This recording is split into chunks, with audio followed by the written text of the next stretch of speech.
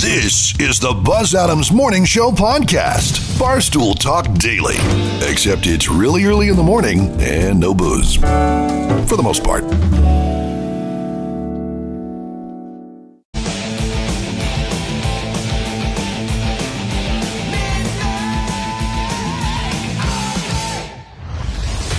Buzz Adams Morning Show, Monday through Friday, 5 to 10. KLAQ and KLAQ HD1, El Paso, a town square media station. Thank God it's Friday. Monday's a brand new start. Wednesday, you're halfway home, and Thursday, the weekend's not far. Saturday and Sunday, you hang with your friends. What can you say about Tuesday? Nothing, not a damn thing. Tuesday bites, Tuesday sucks, Tuesday blows, go away.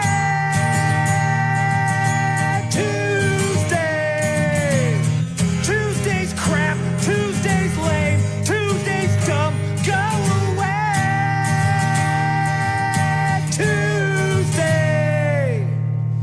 Saturday and Sunday, you hang with your friends. But what can you say about Tuesday? Nothing. Why are you up so early? Why are you up so early? Early bird gets the worm. And also, Going to be a terrific show. Tuesday morning show. It's a terrific Tuesday. Tuesday. That's terrific. What's terrific? My favorite show. Favorite show. Terrific. That's just terrific. This is just terrific. Terrific Tuesday. Let's get ready for showtime. Wake up, El Paso. Buzz Adams is back. Only on 95.5, The Q.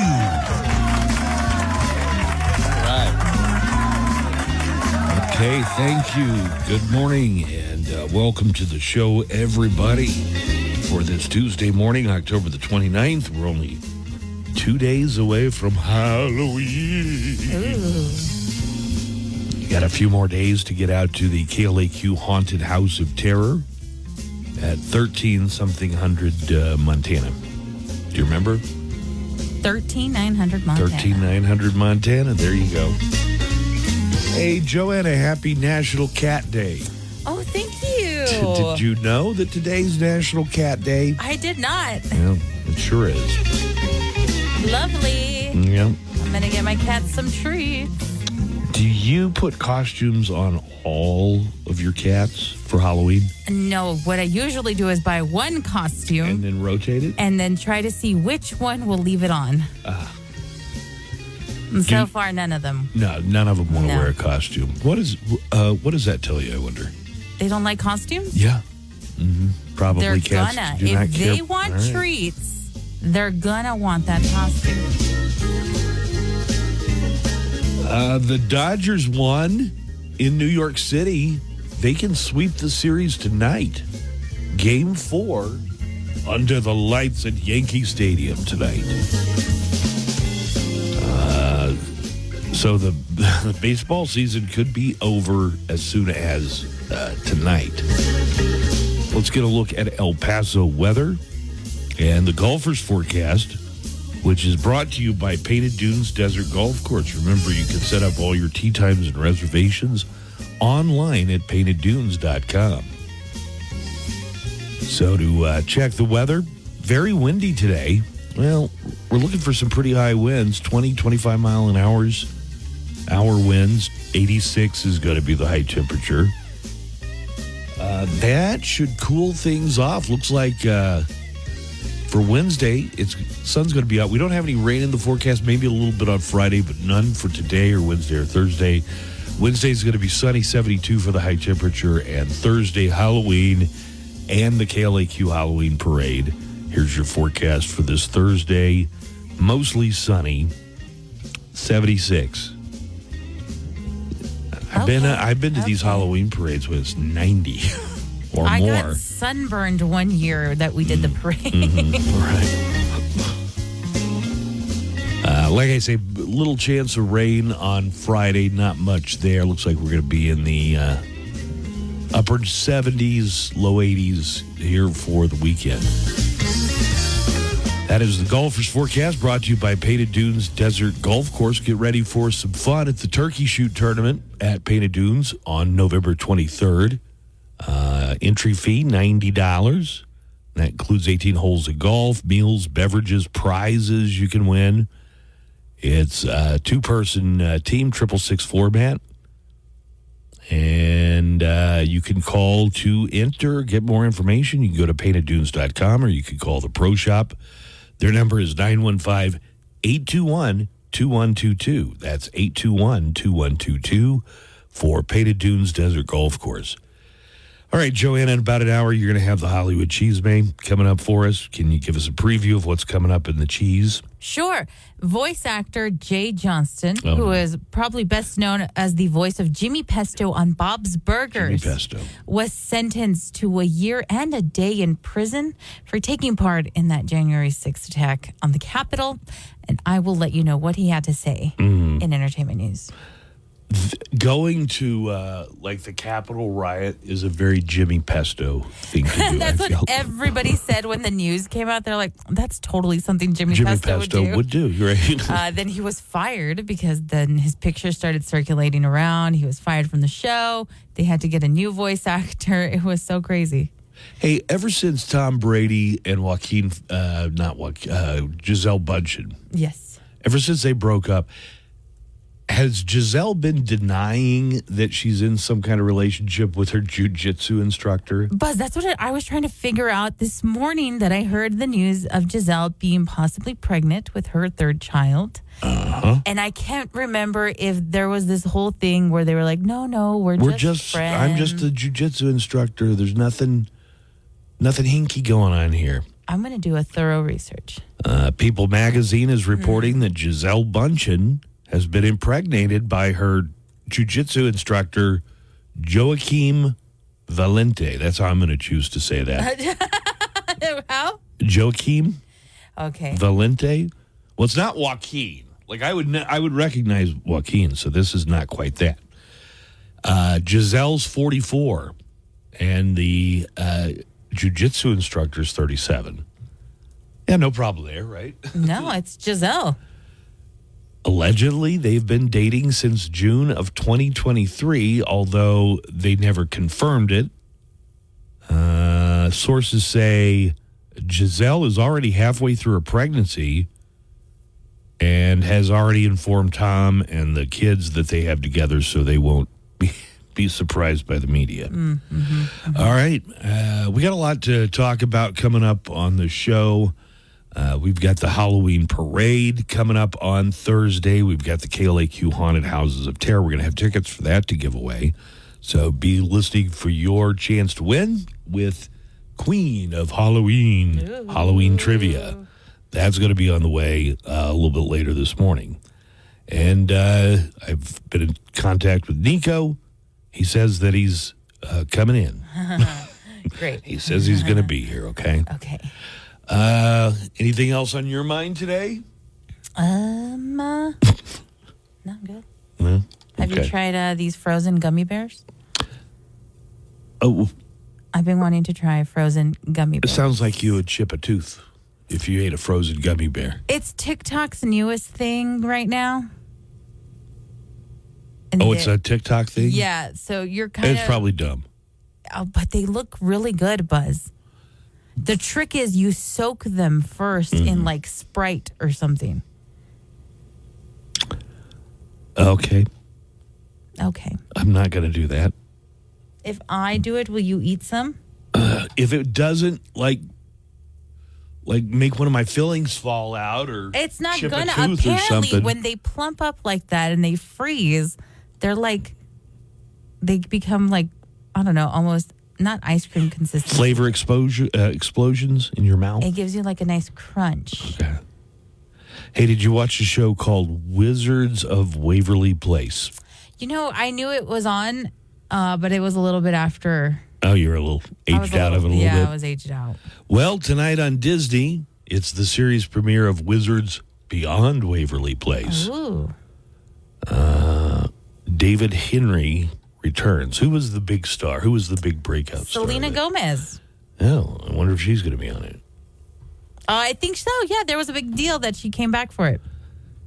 And tonight on Fox, 6 o'clock, first pitch, maybe 6:05, 6:08, something like that. Game 4 of the World Series. New York Yankees host the Los Angeles Dodgers, and the Dodgers are up 3-0 going into tonight's game. It's a best-of-7 series, meaning the Dodgers can close it out with a sweep tonight. Check it out. World Series action coming up. We're going to get to today in sound clips. We have a lot of sound clips to present for you. We'll have that on the way here in just a few moments. The Daily Calendar. Today, October 29. Today is National Cat Day, to bring awareness to the number of cats needing rescue each year. Dogs, too, for that matter. It's National Hermit Day, and to celebrate, you should go hide and recharge. Maybe doom scroll, because it's National Internet Day. What did we ever do without it? Live happily. It's National Oatmeal Day and Feed the Birds Day, but not oatmeal. It clogs up the feeder. And that's your daily calendar. Happy Halloween. Visit OscarAdietaAgency.com for a free quote today. Let's rise up, El Paso, and go Miners! El Paso's own live and local, The Buzz Adams Morning Show, 95.5 KLAQ.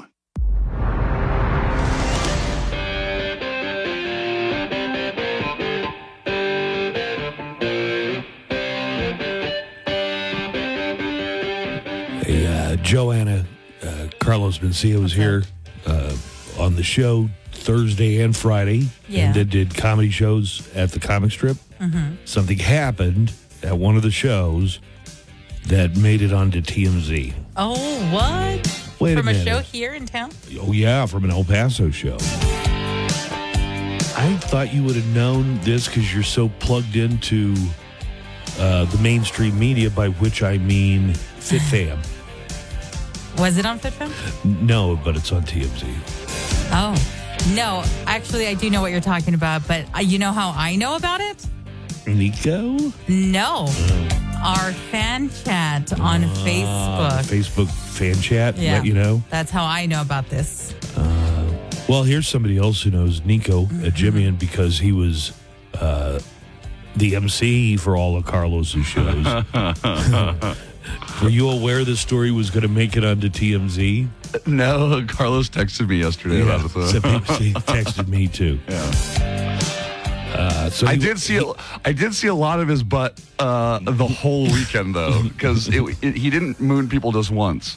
So he told me he's going to call in today. Awesome. To give his side of this.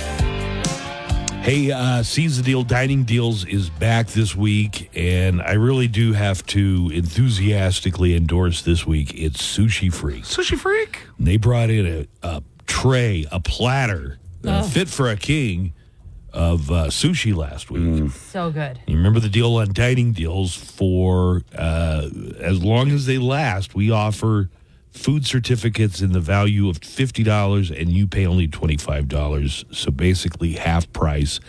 And Sushi Freak is the restaurant. Two locations of Sushi Freak, Westtown Marketplace and East Lake Marketplace Center. So we'll be promoting this all week, and then at 10 o'clock on Friday, the deal will go live. We make 100 of these available. And I don't know what the limit on these is this week. Sometimes they limit it to 1 per person. Sometimes they limit it to 2 per person. But you can find out more about it. To take advantage of any dining deal that we have, go to KLAQ.com and click on Dining Deals. That's on the must-read bar. Or the Dining Deals button on the KLAQ mobile app. But this week, it's Sushi Freak with 2 locations in El Paso, our dining deal of the week. All right. So is there a video of this? I see a few still photos. I wasn't sure if I saw a video. God, I didn't need to see that. Come on. So that's the front row. Oh my So you God. were there when all this was going down. Yeah. It was. Give us a butt. It was such a great weekend, though. The shows were packed out, and they each last. You know how long they last normally, right? It was extra this time. Yeah. Sometimes he'll go on and on like a Bruce Springsteen concert, just on. Oh, but they and love on. it. People stay the whole time, and then he brings. Nico, I saw so many people posting their photos with you guys and how much of a great time they had. Yeah, it was really nice. So Nico, also one of the other openers is a radio guy that people might have heard his voice. Tino Cochino. Yeah, he's very popular here. Okay. Apparently. Well, he was a nice guy. I really liked so him. nice. I love both of them. Also, there are some people wanting to call in. You weren't here for yesterday's show. No, but I was. Apparently, a comedian that I think I've heard you talk about before, Tony Hinchcliffe, made some comments at the Trump Madison Square Garden rally. Oh, that yeah. has people really riled up. Have you heard about that? Dude. Is he the Kill Tony guy? Yeah, that's Tony of Kill Tony. That's the Kill Tony? Well, Kill Tony is just the title of the podcast. That's Tony, yeah. Yeah. It's like kill him as if, like, kill him with laughter. Yeah. You know, slay him. Slay him. Yeah, kill Tony with laughter. Yeah, no, I got it. Anyways, so yeah, my feed is all nothing but comics and their opinions on it. On that. Yeah. And a lot of them, it seems like, just waiting to pounce on what a terrible comic he is. Well, that Hinchcliffe is a terrible comic. Yeah, he's not. He's a roast comic, okay? Which means he's great at these insults about people or things. But, like, he doesn't have, like, a set that I like that for, like, a whole set that I would listen to.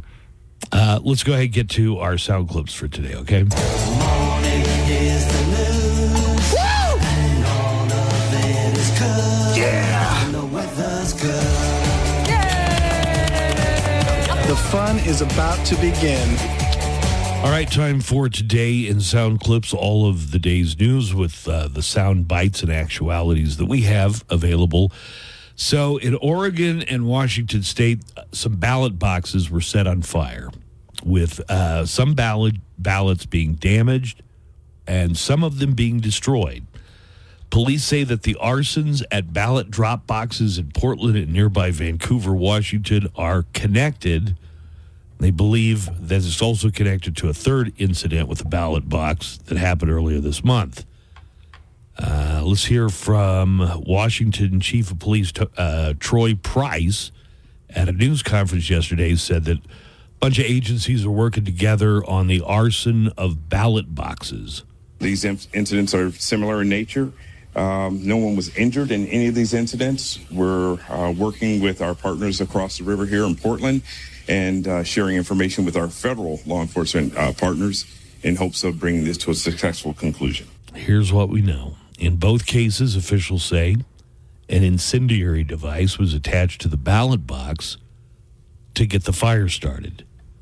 Three of the ballots in a Portland box were damaged. But as we hear from the county elections director, Tim Scott, I didn't know this, ballot boxes have a fire suppression system. Clearly, it got hot enough inside the ballot box for the fire suppressant devices to go off. We use canisters that have a powdered fire suppressant, so it limits the damage to ballots. The Clark County auditor says that the fire suppressant systems didn't work very well and would be replaced. Also, they haven't caught the culprit, the person they suspect of doing it, but here Mike Benner of Portland Police and Fire says that they got a picture of the suspect's vehicle. This is the picture that appears to be a Volvo. Trying to keep it real still. This is outside the ballot box, right outside the building we're in right now. All right, so this happened in Oregon and Washington State. County Chair Jessica Vega Peterson told voters not to let these ballot box arsons or anything else keep them from getting out and voting. Please do not let today's incidents or anything that happens between now and Election Day to keep you from expressing yourself with your vote. Our democracy depends on you, and you can depend on us to keep this process safe and secure. Israel banned. Oh wait, hold on. I was gonna say something about the ballot box thing. First of all, those are really serious things to do, especially right now.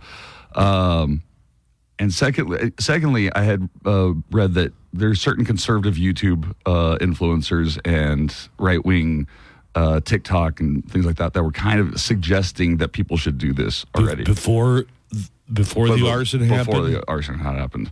And then Padilla's messaging in saying, "Good morning, comrades. I can't wait for the Trump bashing to start."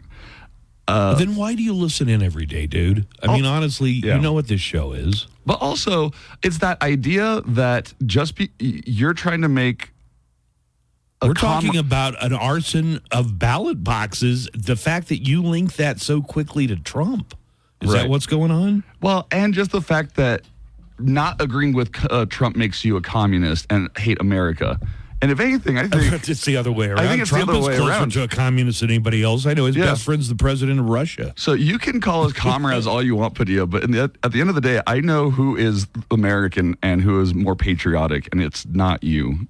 God, again, just firing, blazing right out of the gate. Well, here. Padilla, I always like Padilla, like his posts on Facebook, and I like his chickens. You know, I like he has fancy. He has some very pretty chickens, fancy roosters. But all this recently, where he's just cocks. He has some nice cocks. But just because I have a difference of opinion of you doesn't make somebody a communist or any less American than anybody else. But I'll tell you what is un-American.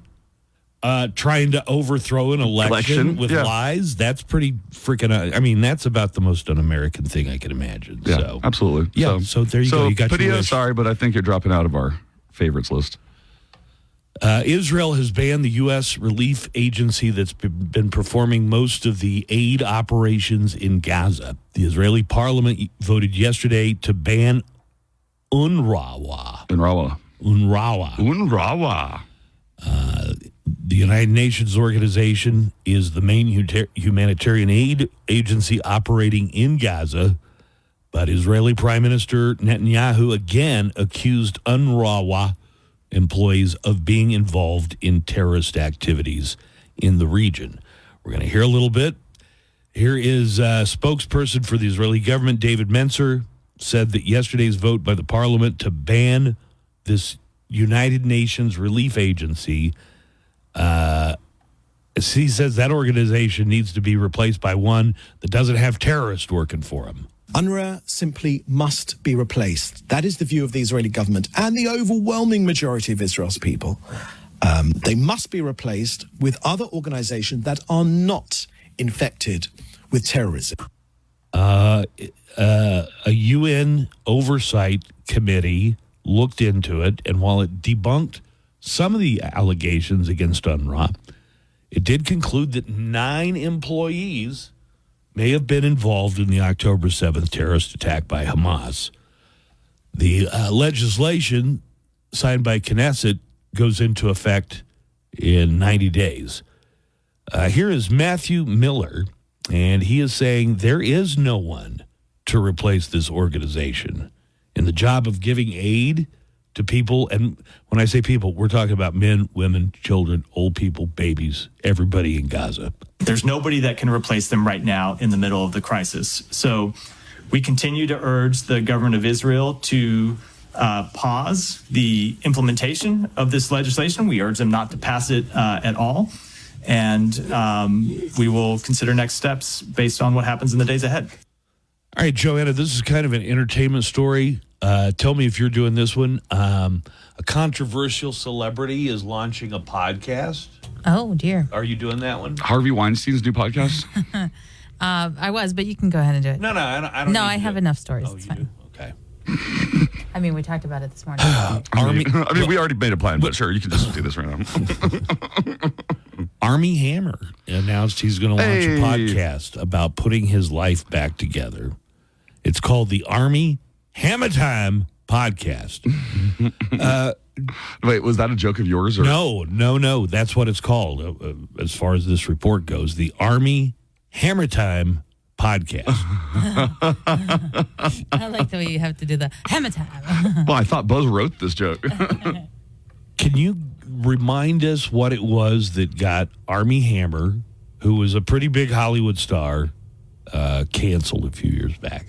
There were rumors of he wanted to eat somebody. Well, he would send text messages there was that were supposed sexual assault allegations Were there? involved in there. See, I wasn't sure of that. But I think the thing everyone focused the most on were like the cannibal. He fantasizes attempts. about cannibalizing the flesh Right. of women. Well, no. I mean, are we going to be fair to him or just joke about him like this? Because I don't think he... Huh? Yeah, be fair. Okay, yeah. Of course. I don't think he described a sociopathic fantasy of actually dissecting and eating somebody. That's not... Like, He included recipes. Did he really? No, I don't know. Yeah, no, he didn't. No, I know he didn't. I think it was more like biting things I just or want something. to. But I just there want were- to chew your flesh and consume your For body. sure, there were sexual assault allegations. I don't think All he right. was ever charged for any of them. But some of them that came forward were like, oh yeah, he was really into like Fantasizing about cannibalism. Yeah. He was the Lone Ranger. Yeah, I People know. forget. The He white was hat. the Winklevi. He was the Winklevi, both of them. Here is Army Hammer talking about his podcast, the Army Hammer Time podcast. I've been gone for the last 4 years, and now I'm back. You know, what are you going to do? So it's going to be a sort of journal or chronicling of putting my life back together.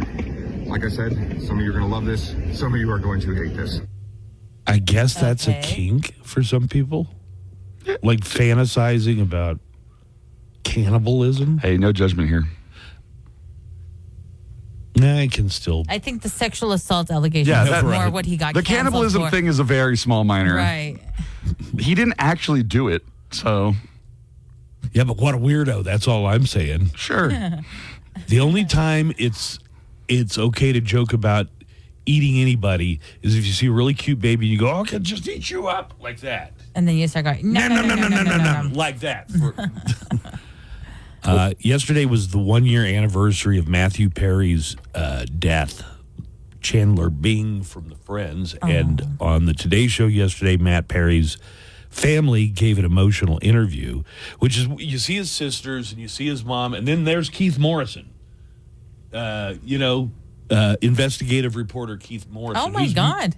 You know why? Why? He's married to Matthew Perry's mother. Oh, Suzanne okay. Morrison is married to investigative reporter Keith Morrison. Wow. How did you not know that? God, I think you mentioned it maybe long last time year ago. when he passed away. Who's Keith But I forgot- Morrison? He's the guy from investigation shows who's always like, but they forgot about that pesky DNA. I have a feeling you've probably seen a lot of those, Joanna. Well, here's Matt Perry's mother, Suzanne Morrison, saying that everybody wanted to help him, but she just couldn't help him. I'm a very lucky woman, but there was one glitch, there was one problem that I couldn't conquer it. I couldn't help him. And here is Matthew Perry's sister, Caitlin Morrison, who said that despite everything and as many low points as there were, his family was always proud of Matthew Perry. Even when he was struggling in dark times, we were always proud of him. We were always proud of the fact that he kept fighting and that he made it a big focus of his life to help other people. All right, moving on to some other stories. Let's talk sports real quick. The Yankees almost got shut out by the Dodgers yesterday. Dodgers ended up winning 4-2. Yankees got a 2-run homer in the bottom of the ninth, but it was not enough to come back. Game 4 is tonight in New York. It could be a sweep for the Dodgers. Here's some of the call from last night. 2-2 to Torres. Bouncing ball towards the middle. Edman with a spin and a throw. And the Dodgers dominate Game 3. They're a win away from a world championship. A 3-0 series lead over the Yankees. All right. Game 4 tonight, 6 o'clock Mountain Time. Have you been watching? I've watched some of every game. They were up 4-0 at the bottom of the 7th, and I figured, well, they got this one in hand. So, Carlos would have the game playing on in the green room the Because whole he's night. a big Dodgers fan. Yeah. So I ended up watching a bunch of the games anyways. Yeah? Yeah. You into it? Can you name any of the players? Valenzuela? No, that's the guy who died. Well, was he a Dodger or not? He was a Dodger. All right, I got 40-something. one. I guess technically, yeah, he got one. A woman injured multiple people after she crashed a golf cart into a crowded restaurant. Oh. And this obviously happened in Florida. Here is Martin County Sheriff's Office Captain Ruben Romero talking about the incident where the woman plowed through a restaurant with a golf cart. You can see some people almost end up underneath the golf cart. She did say she was trying to turn it on, didn't know how to operate it, and ended up crashing into tables full of people eating dinner. But we did all our field sobriety tests. We did all the testing that we need to do with our traffic and our DUI units, and the results came back that she was not intoxicated at the time. A golf cart is the easiest thing to drive. There's forward, there's reverse. Aren't they real top heavy? Aren't they easy to like Tip turn over? over? Yeah. I wouldn't say they're easy to tip over. I've only tipped over one in my life, and now I won't drive a golf cart anymore. But they're not super easy to tip over. How'd you tip it over? With your body? No, dude. You think anybody wants to hear this at this time? Sure. Yeah.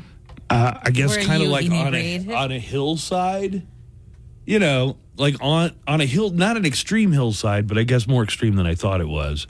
And so when I went to get out of it, the weight shifted, and the thing turned and rolled down the hill and ended upside down in the water in a lake. It was your body.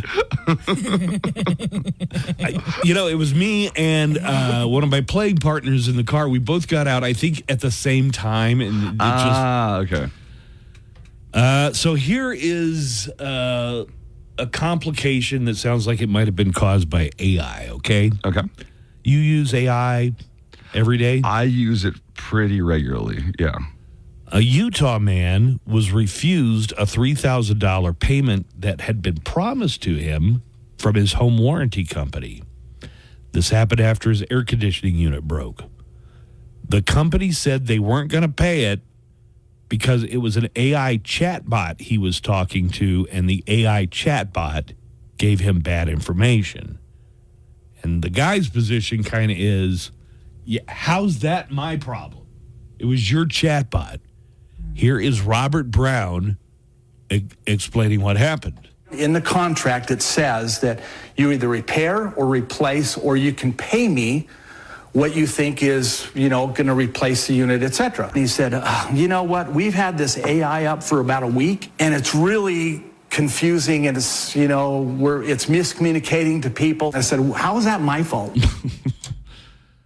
Because of the bad publicity, and I think like a local news channel picked up the story, the company ended up paying the man the money that the chatbot promised him.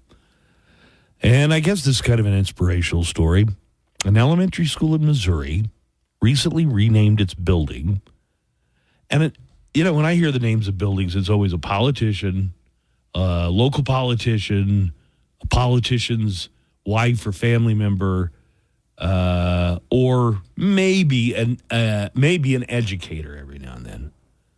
This school renamed their school after their custodian. Her name is Claudine Wilson. She has worked at the school for over 30 years. So it will now be known as the Claudine Wilson Learning Center, grades 1 through 5. Here, we're going to hear from some students. We're going to hear from Ms. Wilson and a school board member talking about this great honor. She's like in the zone. She focuses. And she just really dedicated herself to this school. And the next thing I know, I was leaving at 6 in the morning and getting home about 7:30 at night. The kids is at your heart. That's what makes Claudine what she is. I mean, and she's there for each and every one of them. It touches your heart, but I don't think my name needs to be up on a building somewhere.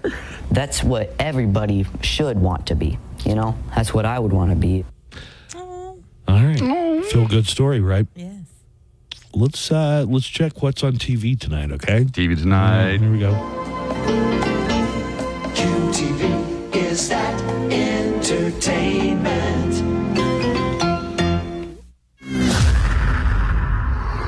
Excuse me, you in the bushes. What? What are you doing? I'm the gardener. So you're gardening? Yes. At the sorority house? Mm-hmm. In a hockey mask at midnight? Slasher. Slasher? Why don't you take your slashing ass somewhere else? I was here first. Wait, what? Hello, wearing a clown costume here. Hook for a hand. Ooh, that's nice. Thank you, Snoop. So that must be your rape van out front. Yeah. I kind of blocked you in with my rape van. Dude. I'll be in and out. Can't you just terrorize another sorority? Look, I wish I could. Kappa Deltas? They're all whores.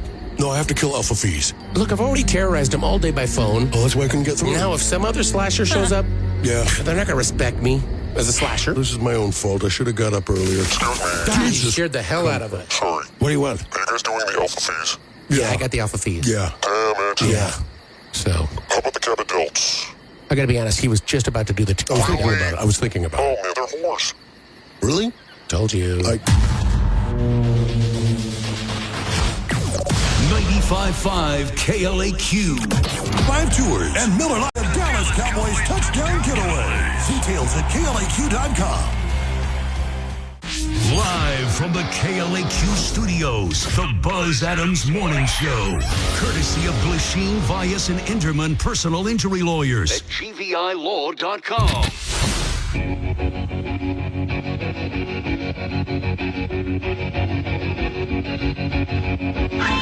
All right, on the way, the Mo Show calendar, daily almanac of events coming up. Today's National Cat Day. We have our very own full-on cat lady, Joanna Barba, who works on the show. Mm-hmm. Hi. She's having trouble getting any of the cats to wear the Halloween costumes. None of them want to wear the dragon wings. So we'll have the Mo Show calendar. Joanna has the Hollywood Cheese May on the way in just a few minutes. So I heard this joke that a comedian named Tony Hinchcliffe was telling at Trump's Madison Square Garden. Well, he said a bunch of jokes. The one that's getting the big attention is the Puerto Rico joke, but he said a lot. He had a whole one about black people carving watermelons instead of pumpkins for Halloween. He had... Is he also the one that said, like, Latinas are just making babies? They just want to have babies and not use birth control. Right. So it was a lot of that stuff. Now, is that the kind... Here, let me get the call. Call about... That comedian, and every time you're talking about a podcast called Kill Tony, that's the guy you're talking about. That's Tony. All right. Hey, good morning, guys. Let's make a quick comment on the whole controversy of Tony Hinchcliffe. Yesterday, when you guys played the clips of his jokes at the Trump rally, it was the first time I had heard him. I kind of saw some headlines Sunday night, so yesterday morning was the first time I heard it. Throughout the day, I started hearing more, reading more, and then Nico posted something yesterday too about Tony Hinchcliffe about, Did you, Nico? I did. Yeah, I just thought. I was posting like anybody else. But you want to hear my thought about it or no? Let's call. Fiasco, or should I say, with the spot he put himself in. And I just want to comment that I'm not a prude. Matter of fact, I enjoy a good raunchy joke. I love, comic strip wherever. I'm no prude by any means. But those are some bad jokes. And like I posted on Nico's comment, I said, I think that comedian read the room, and he read the room correctly, even though you did hear some groans. But, that was a nationally televised rally. And as much as I like a good raunchy joke, a political rally trying to win a presidential election, I don't know. I feel it's weird. I just feel like I'm in a dream right now. Anyways, I just wanted to comment on that. They're not defending. I mean, you had some people speak out against it, but I mean, it just seems like that's now par for the course for that side. And I don't know. I'm kind of speechless right now. Anyways, you guys have a good one. Okay, so everybody on the conservative side of things are saying, what's the big deal? These are jokes. The joke about Puerto Rico is one that a Trump spokesperson came out and said that President Trump doesn't agree with. And I'm reading that and going, yes, he does. He does. Well, it said it's not the position of the Trump campaign. That's not his position, but that he thinks Puerto Rico is an island of garbage. Nobody's bringing up that Trump on Friday said that the United States is a garbage can. Oh, he's been saying stuff like that all the time. Yeah. Oh, yeah, he's been saying that what he's trying to do is compare the United States not under him as a place that only he could fix, and so is so terrible that only he could fix. Let me play a little bit. You guys know this, but there's literally a floating island of garbage in the middle of the ocean right now. Yeah. I think it's called Puerto Rico. Okay. All right. Okay. We're getting there.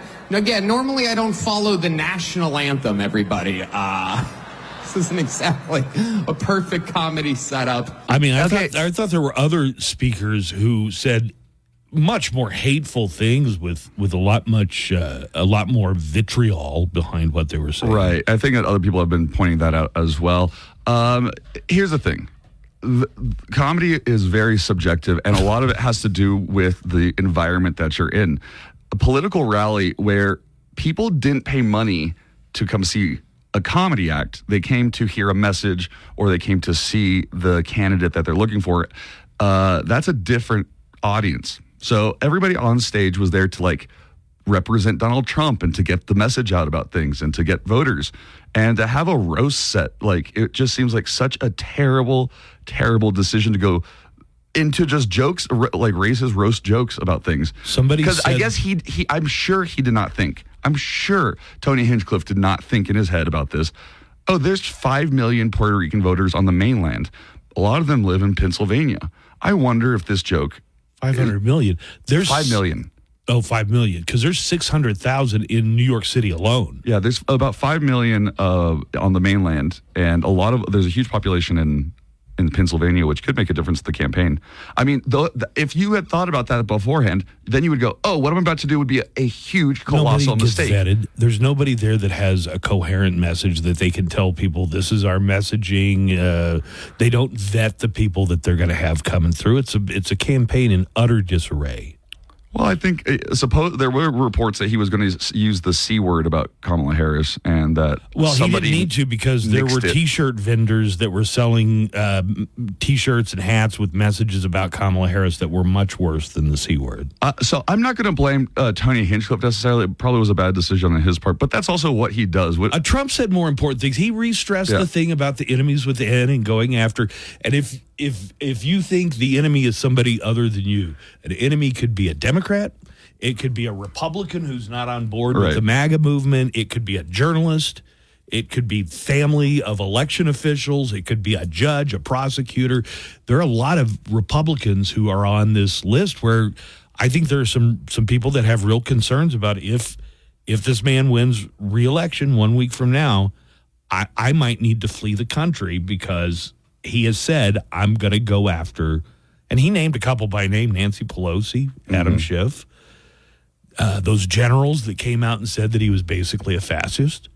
I bet a lot of those guys have some kind of exit strategy. But by the same token, I think if Trump loses a week from today, he's got some kind of flee the country plan in place, because I don't know that there's anything that keeps him from going to prison. Oh, man, it's going to be much more a mud fight than that.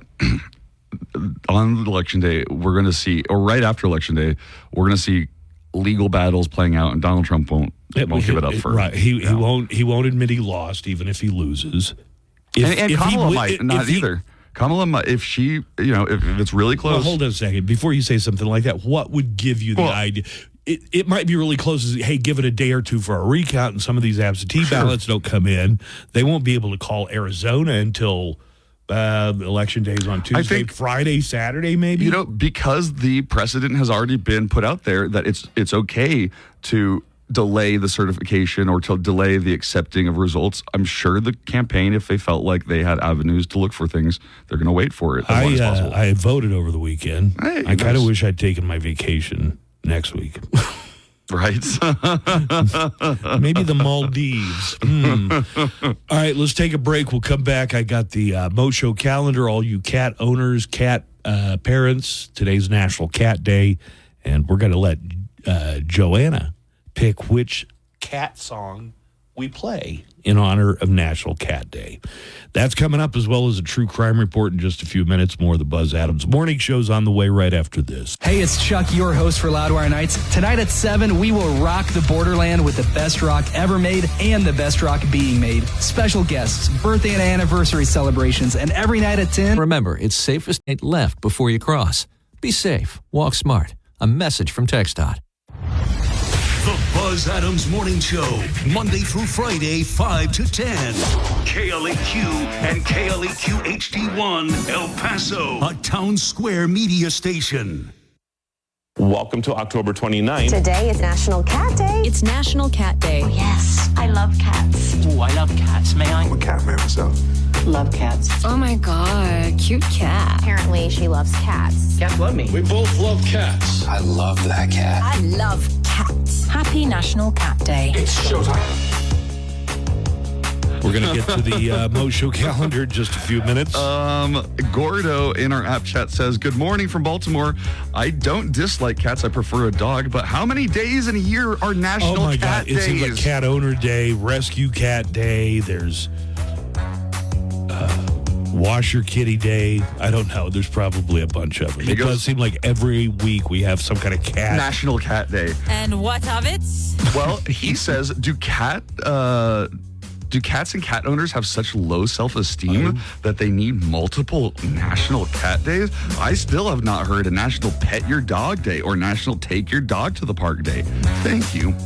Dang. That dude came out choosing violence. And he's this right. morning. He's completely right. You crazy cat ladies.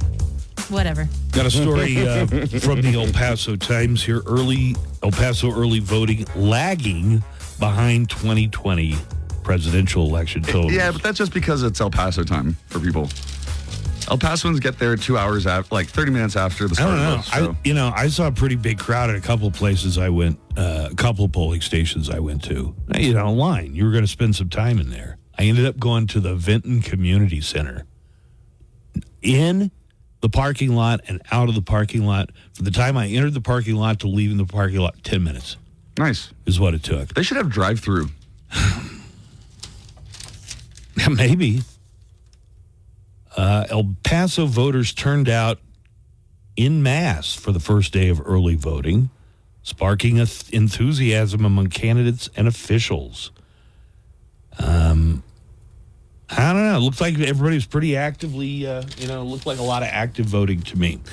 I will say Friday is the final day for early voting. So you could do this any day this week, but after Friday, you got to wait until Tuesday before you cast your vote. And then what happens if you go and it's like a super long line, or there's you might get busy and forget about it.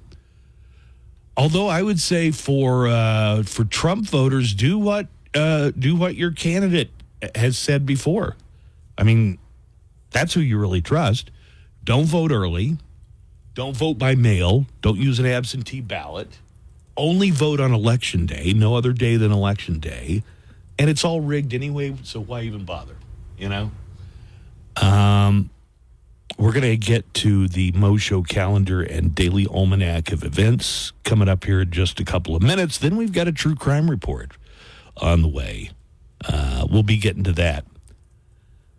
Should trick-or-treating have an age limit is a question that often gets asked around this time of year. So we're going to ask that question later.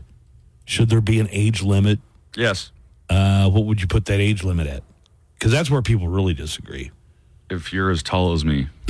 if you're 6'2"? Yeah. When was the last year you trick-or-treated? Like, go to strangers' houses and solicit candy from them. Also, otherwise known as trick-or-treating. Also, without a child. No. When's the last time you went as a child? God. Well, because I was going to say I went last year.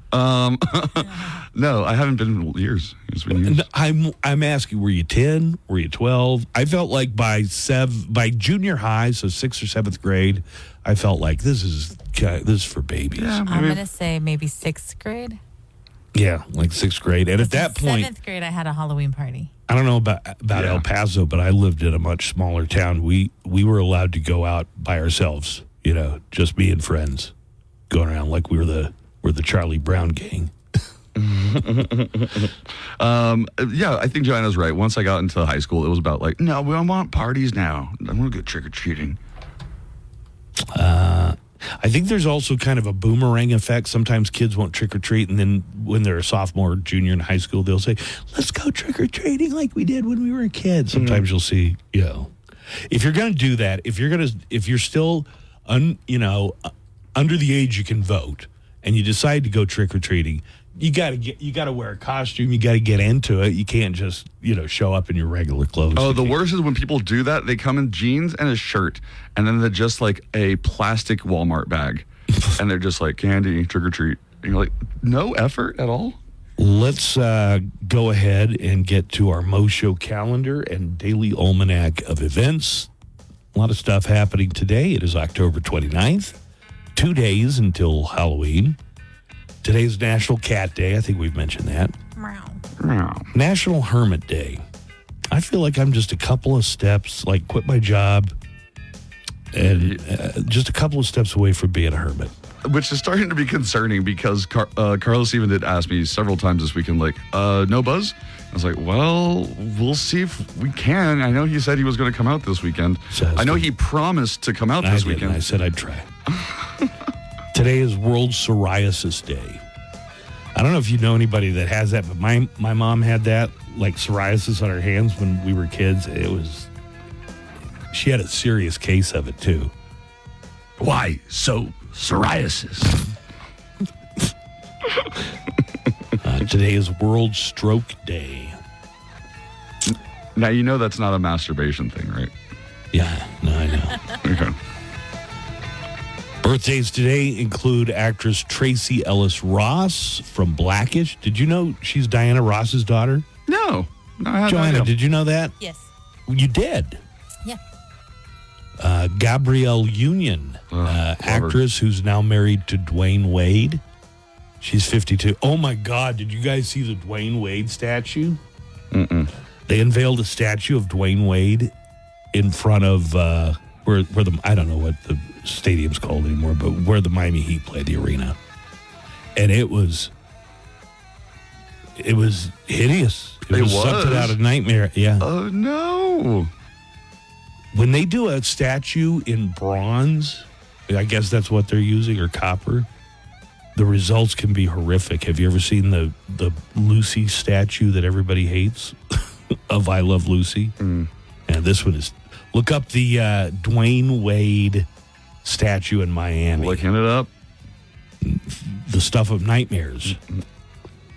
Birthday for Winona Ryder, who is 53. She was, just about every popular movie in the late 80s to the mid 90s, and also on Stranger Things.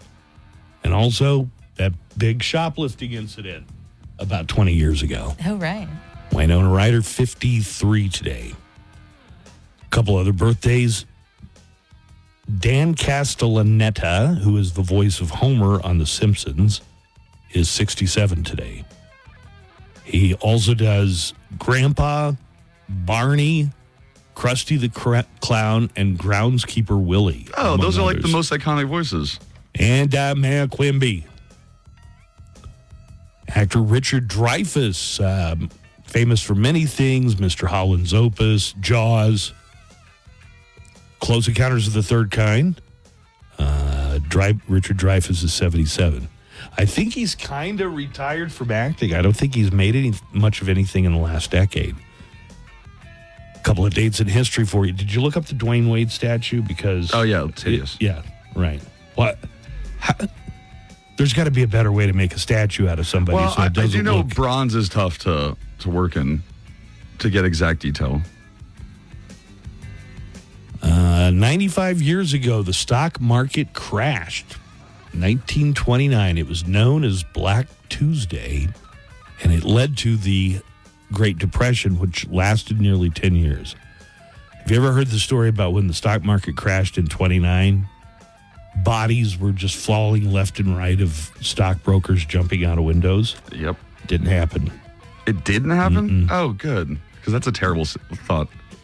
In that month where the stock market crashed, in the month following that, there was one person who jumped out a window, but they believed that he was suicidal anyway. But the idea that everybody was jumping out of the windows because the market crashed so bad is apparently an urban legend.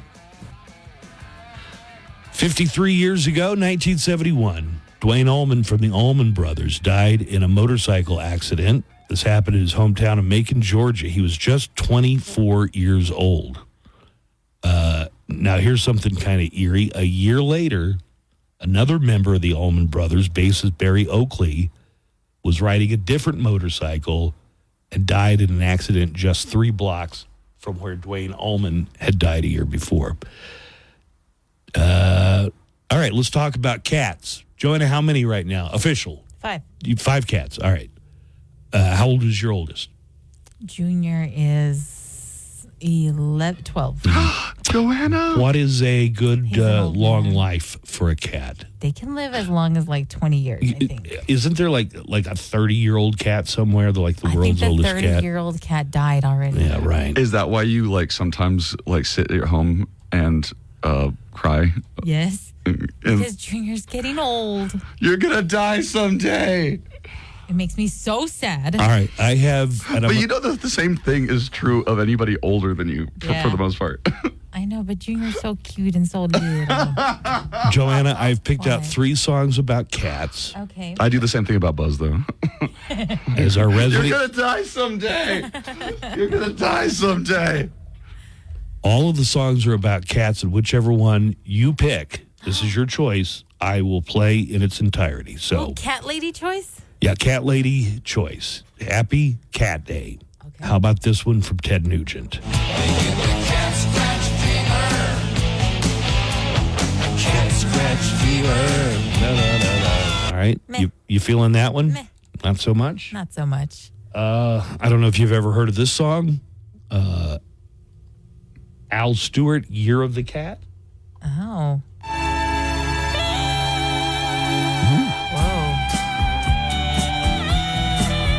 Oh, damn. Oh, yeah. That is He sax. sings Especially in a with minute. that sax. Yes, that's sweet sax.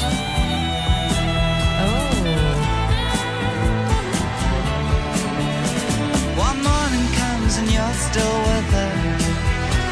On the bus and the tourists are gone. And you've thrown away your choice and lost your ticket. Okay, so when does you he get have to the cat? stay on.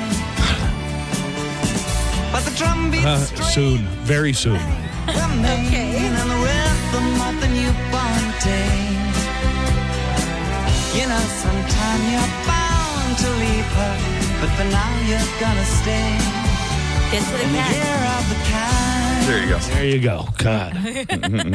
All right, so You're the Cat by Al Stewart. All right. Or this one. What's new, pussycat? Whoa, whoa. What's new, pussycat? That's Whoa, the whoa, whoa. That's the one. The yeah. choice is up to you. Wait, you don't have. You would have. I thought you were going to end it on. Which cat song does Joanna? I thought he was going to do the old man. Jenkins had a cat. Now, come on. You know that Ted Nugent is the closest to something we actually play on the radio. And you never heard of the Al Stewart song. And then you got Tom Jones. So which one are you picking? What's new, pussycat? All right, here you go. In its entirety, What's New, Pussycat? Old man Jenkins had his cat one day. And when he couldn't find his cat, you hear old Jenkins say, oh, here, pussy, pussy, pussy, pussy, pussy, pussy, pussy, here, pussy, pussy, pussy, pussy, pussy, pussy, pussy, here, pussy, pussy, pussy, pussy, pussy, pussy, pussy, here, pussy, pussy, pussy, pussy, pussy, pussy, pussy, here, pussy, pussy. Did we ruin it for you by predicting it? Oh, old man Jenkins found his cat with great relief. He sighed.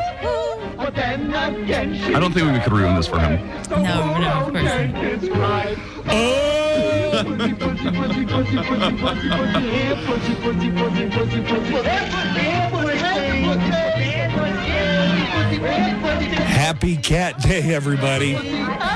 Good choice, Joanna. Hey, it's Double G. Coming up after the Buzz Adams Morning Show, a daily drive to keep your home and auto in good hands. Visit OscariAtTheAgency.com for a free quote today. This Halloween, our nation is divided. Candy corn sucks. Candy corn rules. Let's come together and have a happy Halloween. The Buzz Adams Morning Show. We're back. That's the sound of the police. Whoop, whoop. That's the sound of the beast. Whoop,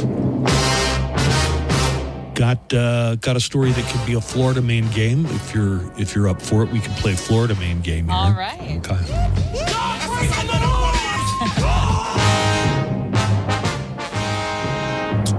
Actual crime stories from around the world, across the nation. We're going to start with Canada. Canada is being overrun by butter thieves, apparently.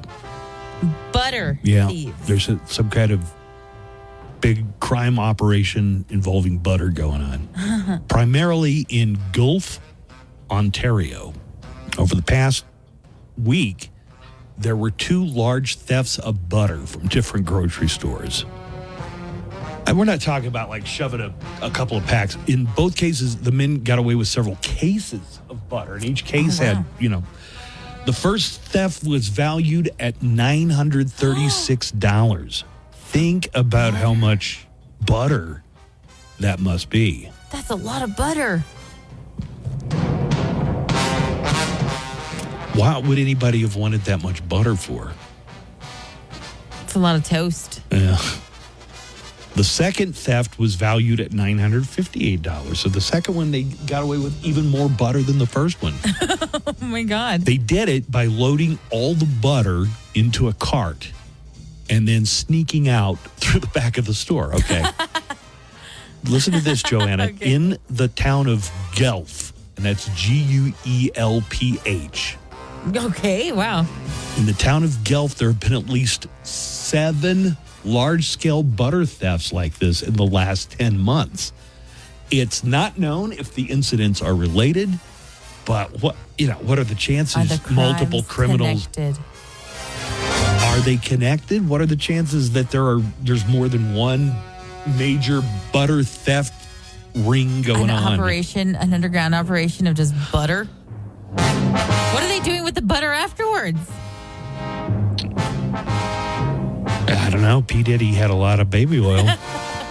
We found out what he was doing with that baby oil. Police in Boston are looking for a guy who assaulted another man with a Hot Pocket. Hot Pocket. Damn, that's one of my Florida Man answers. Is Hot Pocket? Hot Pocket. That's a good one to go with on Florida Man. Police in Boston are looking for a man who went to the corner market, grabbed a Hot Pocket from the fridge, and hurled it at the clerk. Oh, it wasn't even warm. It was still the frozen one. It was frozen. Those edges can be sharp. The man apparently got upset because the clerk asked to see his ID before selling him a tobacco product. How dare you? Yeah. Boom, Hot Pocket to the face. Another customer witnessed the Hot Pocket assault and told the guy who threw the Hot Pocket, chill out. Hey, chill out, man. Be cool. Then they started fighting. The guy told him, chill out, and the Hot Pocket guy. Hot Pocket guy pulled out a pocket knife. Oh, God. So he had a pocket knife in his Hot Pocket pocket. He made threats to the other customer. They were able to get the guy to leave the store. They locked the doors, called the police. They're still on the lookout. As of now, the guy's still on the run. Okay, good idea or not a good idea? Some people in Oregon Okay. think it's a good idea. Some people think it's not. A police department in Oregon is inviting people to play hide and seek with a cop for Halloween. Oh, that can't be good. Teenagers and adults will run through a park at night while police officers, and I want you to get this, okay? Fully uniformed with their weapons on them. Nuh-uh. will It's try a to trap. tag the teenagers and adults as they run through a wooded park at night. It's a trap.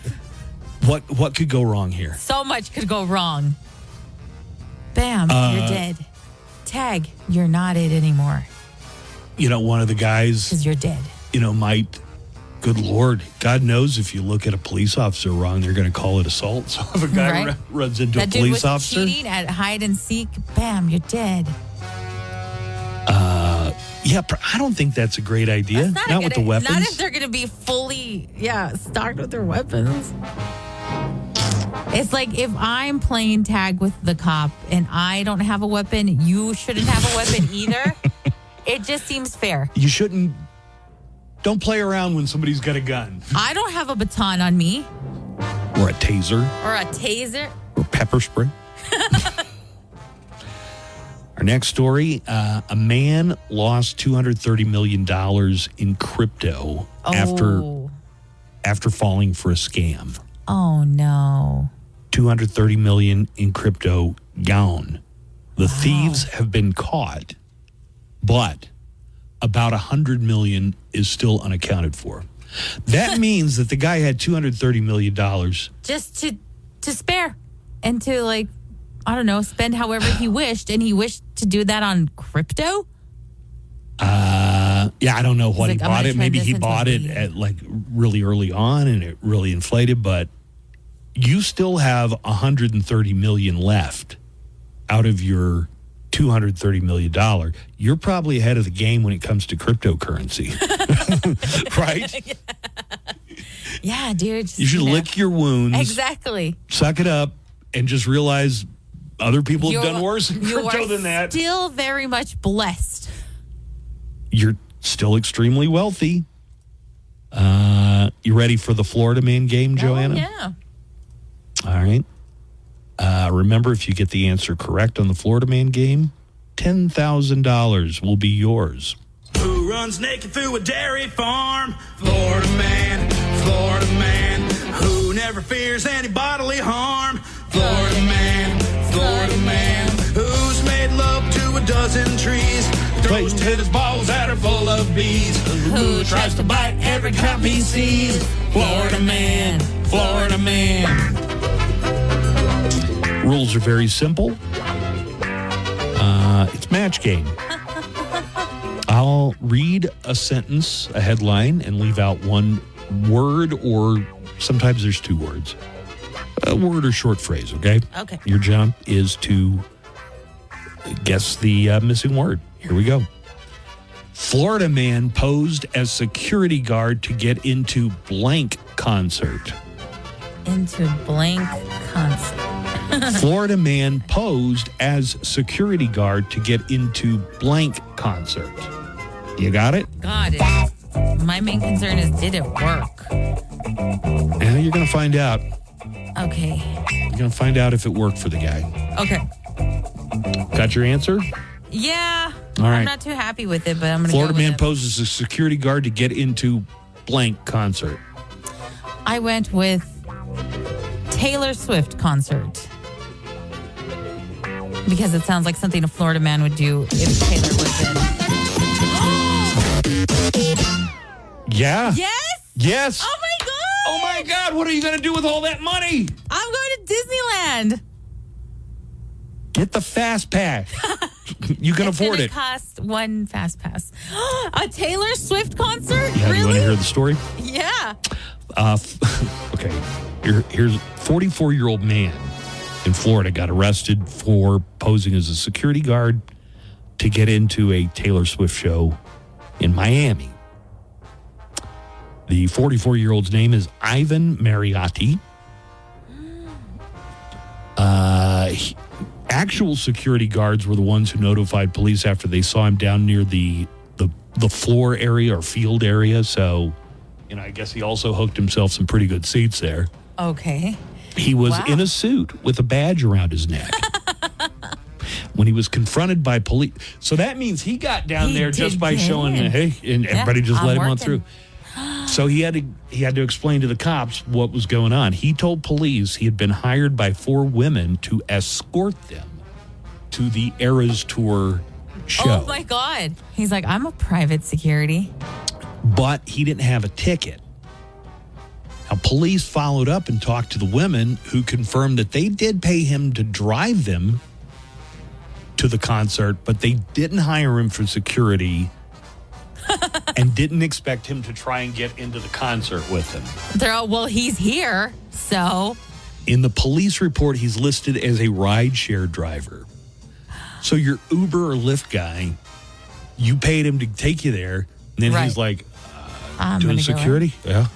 I happen to have this security uniform. That is bluffing your way into stuff. And we got a friend, Cappy and I in Chicago. This guy bluffs his way into so many things. He's been on the field while Major League Baseball teams are practicing. It's all about the confidence, really. Right. You got to be confident and go with it. Yeah, you might be confident, but this guy is now facing charges of impersonating an officer. Confident and don't get caught. That is your true crime report. And it's also your Florida Man game. Joanna just cashed in big time. Who robbed a bank with a rubber duck? Florida man, Florida man. Never gave a flip or gave a... Whoa! Florida man. Who steals a truck without making a sound? Who made a tarp into an evening gown? Whose grandma makes the best meth in town? Florida man, Florida man. I hate to be the one to tell you, but there's a clown right. Continue this reckless spending and demand real border security. Advocate for America paid for and is responsible for the content of this ad. Live from the KLAQ studios, the Buzz Adams Morning Show. Courtesy of Glasheen, Vyas, and Inderman Personal Injury Lawyers at GVILaw.com.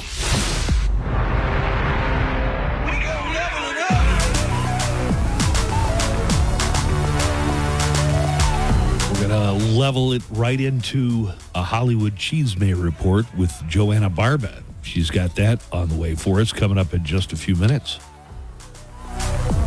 We've got a trip we're giving away. This contest is going to continue for the remainder of this week. KLAQ wants to send you to London, England to see Falling in Reverse. Concert will be at the OVO Arena, Wembley, for the concert December the 8th. Oh, you'll get to see how they celebrate Christmas in England.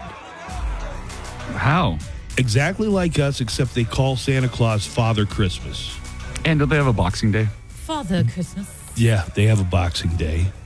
Which is like the day after Christmas? I don't know if it's the day after Christmas. It's after Christmas. But let me tell you about the trip and everything you get if you're the winner of this trip to see Falling in Reverse in London. Airfare for two, 3-night hotel stay. Also $500 spending cash. That'll buy a lot of fish and chips, governor. We're doing a code word contest for this one, so listen for code words, and then you enter those on the KLAQ mobile app. Our code words are going to be at 10 a.m., 2 p.m., 5 p.m., and then once during Loudwire nights. Now, if you're the winner, you can win the contest, but you have to have a valid U.S. passport. I don't even know how long it takes to get a passport. I used to have a passport, but it expired, and then guess what? I never left the country again. So you got to have a valid U.S. passport. Win Falling in Reverse in London, courtesy of Epitaph Records on 95.5 KLAQ. Joanna, should I tell Nico the Falling in Reverse joke that I told you? Do you remember it? Oh, Joanna must be taking a call. Here's a Falling in Reverse. Yeah, joke. go for it. When you're scuba diving, why do scuba divers fall backwards into the water? Why? Because if they fell forward, they'd still be in the damn boat.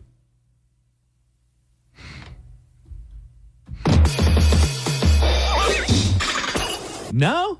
I feel even sadder inside for some reason. Morning, Buzz. You were talking about the myth of stockbrokers jumping out of the windows during the great crash in '29. What added to that was there was a humorist from Oklahoma named Will Rogers, who was a Cherokee Native American cowboy, who had a nationally syndicated program, and he was the one that first told a joke about it, and then it went viral before things went viral, and that's where the myth came from. Anyway, that's my little bit of historical Oklahoma trivia. Bye. You don't need to tell me who Will Rogers is. I've brought him up before in a pod. I think I even did a podcast He's the with type Buzz. of guy that his picture is everything. Is in classrooms and stuff. So I think I did a podcast for the AfterBuzz where we went through like the most famous Oklahomans or something, and Will Rogers is definitely probably number one. Number one, yeah. And then didn't you say that there's like colleges and towns and all kinds of parks named after him? Oh, yeah. Every town in Oklahoma has something that's Will Rogers something or other. Texas, too. He wasn't just a star in Oklahoma. He was like one of the biggest stars on radio and stage of the 1920s and 30s. So what was this guy saying that about the myth? He made a joke about the stock market crash? Yeah, the stock market crash and people jumping out of windows. Oh. Do you know how Will Rogers died? No. How? He was in an airplane with one of the most famous pilots in the world. I was going to say the most, but not really. But Wiley Post, also from Oklahoma, and they were flying in Alaska, and their plane crashed. They both died. So we got two airports in Oklahoma City: Will Rogers International Airport and Wiley Post Regional Airport. And they died. They both died in an aircraft. They both died in airplane crashes. Joanna, you ready in there? Yes. Let's go ahead and get into it then. Joanna's Hollywood Cheese Maze. Joanna's Hollywood Cheese Maze. Joanna's Hollywood Cheese Maze. Joanna, tell us more. Here is Joanna Barba with our Hollywood news. The Hollywood Cheese Maze. Good morning, Joanna. Oh, good morning. Here is something for all the Korn fans out there. If you're looking for some new Korn swag and wish that it was from Adidas again, well, Halloween is your lucky day. The band and the sportswear giant have announced they're releasing the third round of shirts, shoes, hoodies, and socks inspired by the new metal giants on Thursday. The new merch will be available on Korn and Adidas' web stores and through the Adidas Confirmed app, and it's a safe bet that it'll sell out fairly quickly. This third drop is part of the 30th anniversary celebrations for Korn's debut album. I just found an interesting fact about Korn. I guess that in the late 90s, they were filming a music video, and Eminem, it was an extra on the video. Oh, yeah? Yeah. Which video? God, I'm trying to... I was just about to look it up right now, but I guess he gave them a demo of his mixtape or his tape before. Was Korn a hit band before Eminem became a superstar? Yes. Yeah, I think so. Yeah. That's pretty cool. Yeah, I'll find out what video. I'll find the video for it. But at the very end of the video, in the 5 seconds, you can see him. A young Marshall Mathers. And he's kind of chubby. After returning to his position as the host of Comedy Central's The Daily Show this year, Jon Stewart has signed an extension to keep him on the show through 2025. Stewart will continue his hosting duties once per week, mostly on Monday nights, and he'll remain as a full-time executive producer of the Comedy Central late night program. Meanwhile, Daily Show correspondents Ronnie Ching, Jordan Klepper, Michael Costa, and Desi Liddick will continue rotating hosting roles on Tuesdays and Thursdays. The news arrives week before the 2024 presidential election, on which Stewart will host a special hour-long episode, and the contract extension means Stewart will be leading The Daily Show through the next president's first year in office. And it was Korn's Got the Life music video. Oh, nice. Thank you for that, Nico.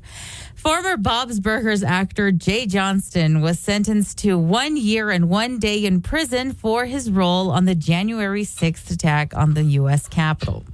Johnston, who voiced Jimmy Pesto on Bob's Burgers, previously pleaded guilty to a felony count of interfering with law enforcement during civil disorder in July of 2024. Prior to being sentenced, Johnston told U.S. District Judge Carl Nichols that his participation in the attack was a, quote, horrible oversight. Judge Nichols described Johnson's conduct as problematic, reprehensible, really, and said that his statement failed to show remorse. The 56-year-old actor was initially arrested in June of 2023 after the FBI tweeted a photo requesting information about his identity. I heard that some people who knew him from his work in Hollywood were some of the first to say, I think that's Jay Johnstone. That's totally Jimmy Pesto. And so many said, that's something that Jimmy Pesto would totally do.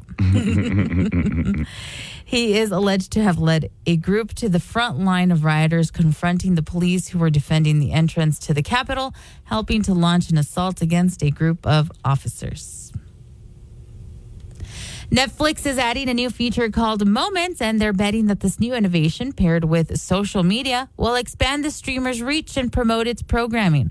Launched yesterday, Moments will allow users to quickly save their favorite moments from Netflix series and films. Users can then rewatch those moments or share them to platforms like Instagram, Snapchat, and Facebook with just one click. When a user shares a clip of another platform on another platform, anyone who clicks their post will immediately be taken to that scene on their own Netflix app. Moments is designed for mobile devices and went live on Apple yesterday, with Android set to follow in the next few weeks. So does that mean I could include a Netflix moment in an article I write for KLAQ.com? Yeah, probably, if you share it to your social media, and then you can embed that into your post. Okay. Oh, yeah. No, yeah, see? Buzz doesn't understand the process so far. I don't even have the Netflix app, so then it would be hard. On your phone? Yeah, probably. That's a problem right there, yeah. And finally, what? You just mentioned my phone. It's going to set me off. What? He got a new one. I got a new phone. Oh, you got a new phone because you broke the other one because of your gummy being stuck in your charging hole? Yeah. I don't think we need to go through the whole history, but I'd had that. That was an iPhone 11, and they're already up to 16, so. It was time? Well, that, and also it would only hold a charge for like 3.5 hours. And then you'd have to charge it again. How's your new phone? The phone is fine. Okay. The port is different. You got to buy all new chargers and dongles and everything. Well, this is infuriating. They don't have to do this. They can make it so it's the same. Wait, I think you're confused. I think you're confused. The charging thing. I think you're confusing How things. am I confused? Because I think iPhone or Apple lost a lawsuit about chargers, and now they have the universal Guess seat. what? I had to buy. No. Now it's the one that everybody uses. The one that I use. What phone did you get? The newest one? Yeah. I think that has the has the charging port that works on Android, that works on other things. So that. Let me see it real quick. Yeah, maybe the Android charger works with yours, Buzz. Don't look in the pictures. Yeah, this is the Type C. If anything, they've gone to a more open, less proprietary. That is pretty cool. Okay, but I had to buy 4 of them because I didn't have any. There's some just around this station. There are some just around this station. Also, it's a scam that you can't tell an A from a B from a C just by looking. You can't find out until you've already bought it, unwrapped it, and plugged it in. It's like, damn, it doesn't fit. Look how riled up you really are getting. Told you. Yeah, damn. Well, congratulations on your new phone. Get the Netflix app so you can start sharing moments. Right, old man? My first moment I'm going to be sharing is that carriage scene from Bridgerton. What do they do there? They bang it out. They Raja each other. Yeah. Raj? Finally, Gisele Bundchen is expecting her 3rd child and her first with her boyfriend, Joaquim Valente. Dagger to the heart. The jiu-jitsu guy. Dagger to the heart. The jiu-jitsu guy who she has been dating since last summer. The 44-year-old supermodel was confirmed to be expecting by a source close to her who says the couple is, quote, happy for this new chapter and focused on creating a peaceful and loving environment for their family. She already has 2 children from her previous marriage to Tom Brady, her son Benjamin, who is 14, and an 11-year-old daughter named Vivian. Congratulations to them. Stab in the heart for good old Tom.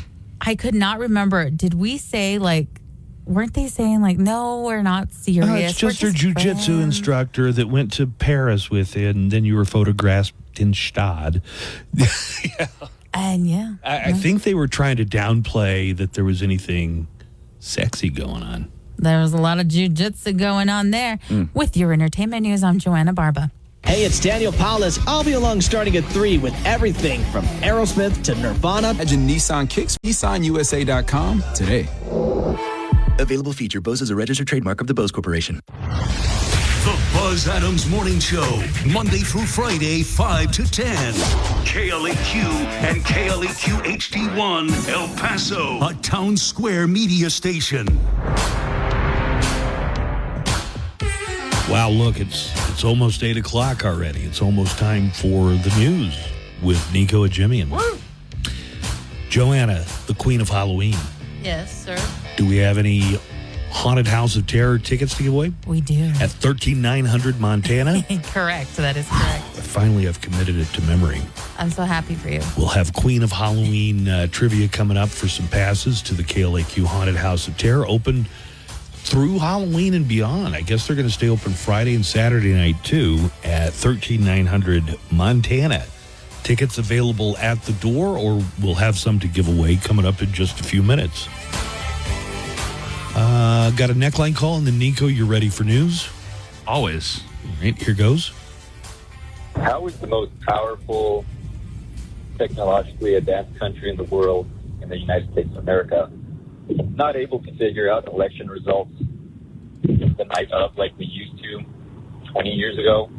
I think this electronic stuff has just made it more complicated, and we should probably go back to paper ballots like every other country that's able to figure out election results within a few hours of the polls closing. Okay, all right. So this is Smooth Brain.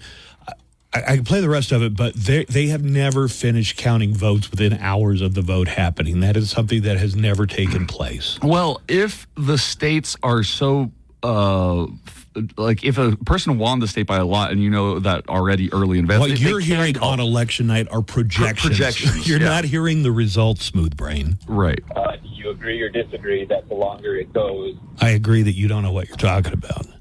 whichever way it falls will sow distrust on the other side? No, only people that are spreading that kind of stuff. Only Donald Trump supporters do it. Yeah. There's one side that's pushing this kind of stuff. So it's like you guys couldn't accept that you lost in 2020. You honestly think that back when they would have had to hand count the ballots, that they had it done the same day? Maybe when the population of the United States was 100. Right. And also, like, most other countries are not federalized the way we are.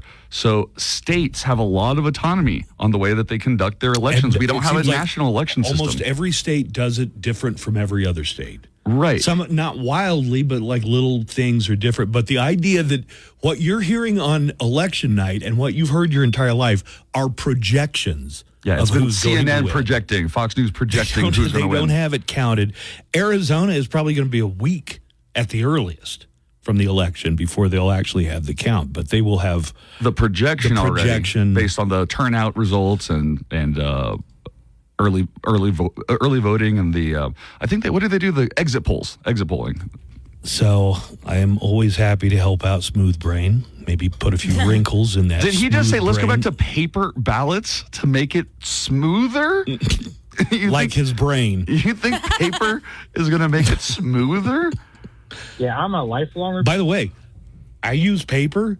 They handed me a paper, and I put it in the computer, and then I picked the things, and then I took the computer to this guy named Kevin, and he did the rest. Hey, let's hear it for those poll workers. Yeah. Just volunteering, you know? Poll workers are the best. Seriously. Yeah, I'm a lifelong Republican. I have voted for Republicans from pretty much every election. I voted for John McCain, Mitt Romney. I voted for George Bush twice. I voted Republicans ever since I could vote. But I will say this, I've never once voted for Donald Trump, and I never will. He's not a Republican. He doesn't represent actual Republicans. He represents a very extremist movement that they hijacked the Republican Party. All right, but you have to admit at this point, the hijacking group outnumbers what you would define as real. Oh, they would say you're not a Republican. They would say also all the presidents, that you said you voted for. A lot of the MAGA people don't like those presidents. I can't think of a single one of those people that you mentioned who's still living who has endorsed Donald Trump. So, I mean, you kind of have a point. Well, Ronald Reagan probably wouldn't even. If Ronald Reagan were alive today, yeah, Well, I would have to think that dementia would be very, very advanced at this point. But no, it is right. Ronald Reagan today would be horrified. George Bush Sr. was. Donald Trump never passes up a chance to slander George W. Bush. Mitt Romney's on his S list. Some of these people that are who you would have considered the real Republicans 10 years ago are some of the same people who are wondering, am I going to have to leave the United States if Trump wins his next election? Because he's saying a lot of things that make you think he is going to just start slapping people in jail for disagreeing with him. And you know what? More than the Democrats, Republicans, and former people in his staff like General Kelly, Mark Milley, people like that. That's who Buzz Adams. I think I'm kind of below anybody's notice. Oh, you yeah. know? All right, let's go ahead and get into our news headlines for today. You ready? Let's do it. Oh, no, this thing again. Good morning, here's the news, and all of it is good, and the weather's good. No. I got to talk to Engineer Mike. All right. A lot of things going wrong here. Let's do it. Well, ballot boxes. Finally. You got it. Right as I start, it's going to be like F you. And let's do it now.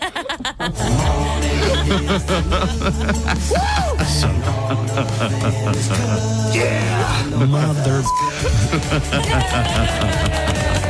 The fun is about to begin. Here is Nico Jimian with today's top stories. Good morning, Nico. Good morning, Buzz. Good morning, Joanna. Ballot boxes were set on fire in Oregon and Washington state early yesterday morning, with ballots damaged or destroyed. Police say that the arsons at ballot drop boxes in Portland and in nearby Vancouver, Washington are connected and are believed to be connected to a third incident with a ballot box that happened earlier this month. The first report came in around 3:30 a.m., with officers responding to a report of a ballot box on fire. In both cases, officials say an incendiary device was attached to the ballot box to start the fire. Does incendiary imply blowing up or just setting ablaze? I think it means that there's a charge that begins a blaze, right? 3 of the ballots in the Portland box were damaged, with fire suppressant systems in the box protecting the other 409 ballots. Thank God. There's fire suppressant systems in place in these ballot boxes, I guess. That's nice. But it did not work at one of the locations in Vancouver, Washington. And Auditor Greg Kimsey said that hundreds of ballots were damaged in the fire. The FBI is assisting local agencies in tracking down the culprits in the fire, with a nearby surveillance camera catching footage of a suspect and his vehicle at the box in Portland. Here is interim Vancouver, Washington Chief of Police Troy Price at a news conference talking about the multiple agencies working together. These incidents are similar in nature. No one was injured in any of these incidents. We're working with our partners across the river here in Portland and sharing information with our federal law enforcement partners in hopes of bringing this to a successful conclusion. And here's the county elections director, Tim Scott, talking about the fire suppressant system. Clearly, it got hot enough inside the ballot box for the fire suppressant devices to go off. We use canisters that have a powdered fire suppressant, so it limits the damage to ballots. And Jessica Vega Peterson, the county chair, told voters to not let the ballot box arsons or anything else keep them from voting. Please do not let today's incidents or anything that happens between now and Election Day to keep you from expressing yourself with your vote. Our democracy depends on you, and you can depend on us to keep this process safe and secure. And Washington Post owner Jeff Bezos weighed in yesterday on the controversy over the paper's decision to not endorse a candidate for president. Do you know I have a subscription to the Washington Post? Yeah. Like 200,000 subscribers have canceled their subscription because Bezos told he owns the Washington Post. Don't make an endorsement for president this year. Well, it gets a little murkier or different. So in a 9-paragraph... Well, let me clear it up for you. Amazon has multi-billion-dollar contracts with the U.S. government, and I think Bezos is hedging his bets here. If Trump wins, I don't want to be so much on his bad side, which he already is. Oh, no. Jeff Bezos paid more for a yacht than he did the entire Washington Post. So it's not even... The money-wise is nothing on him. No, he's worried that there will be revenge taken, and it might cost him billions of dollars in contracts. Actually, with the US I don't government. think that's it. In his, did you read his statement or hear anything about it? No. Right? No. Okay. In his statement, he says, I'll just do the story then. In a 9-paragraph article published on the Post website last night, Bezos argued that the move is an attempt to shore up the paper's credibility and combat perceptions of political bias. He wrote, "What presidential endorsements actually do is create a perception of bias, a perception of non-independence. Ending them is a principled decision, and it's the right one." According to the paper's own reporting, the editorial page of the Washington Post had planned to endorse Vice President Kamala Harris, but Bezos stepped in to stop the endorsement. The publisher and chief executive officer of the Post, Will Lewis, announced on Friday the decision to not make an endorsement. NPR reported yesterday that the Post had already lost over 200,000 digital subscribers since the announcement on Friday, and at least 3 members of its editorial board have stepped down in protest of the decision. He's talking about trying to change the image of I don't believe it. I actually do believe it more because I think the problem with Jeff Bezos being in charge, or any publisher... Really, the owner of a newspaper should not have editorial control. Thank you for what I was just about to get to. And the reason that the editors and the editorial board and a bunch of people are up in arms is that you are the publisher.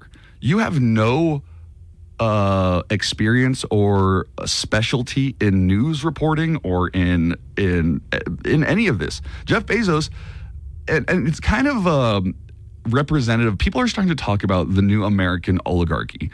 And before, when I heard that term, I would have been like, well, we've always had a lot of businessmen. What are you talking about?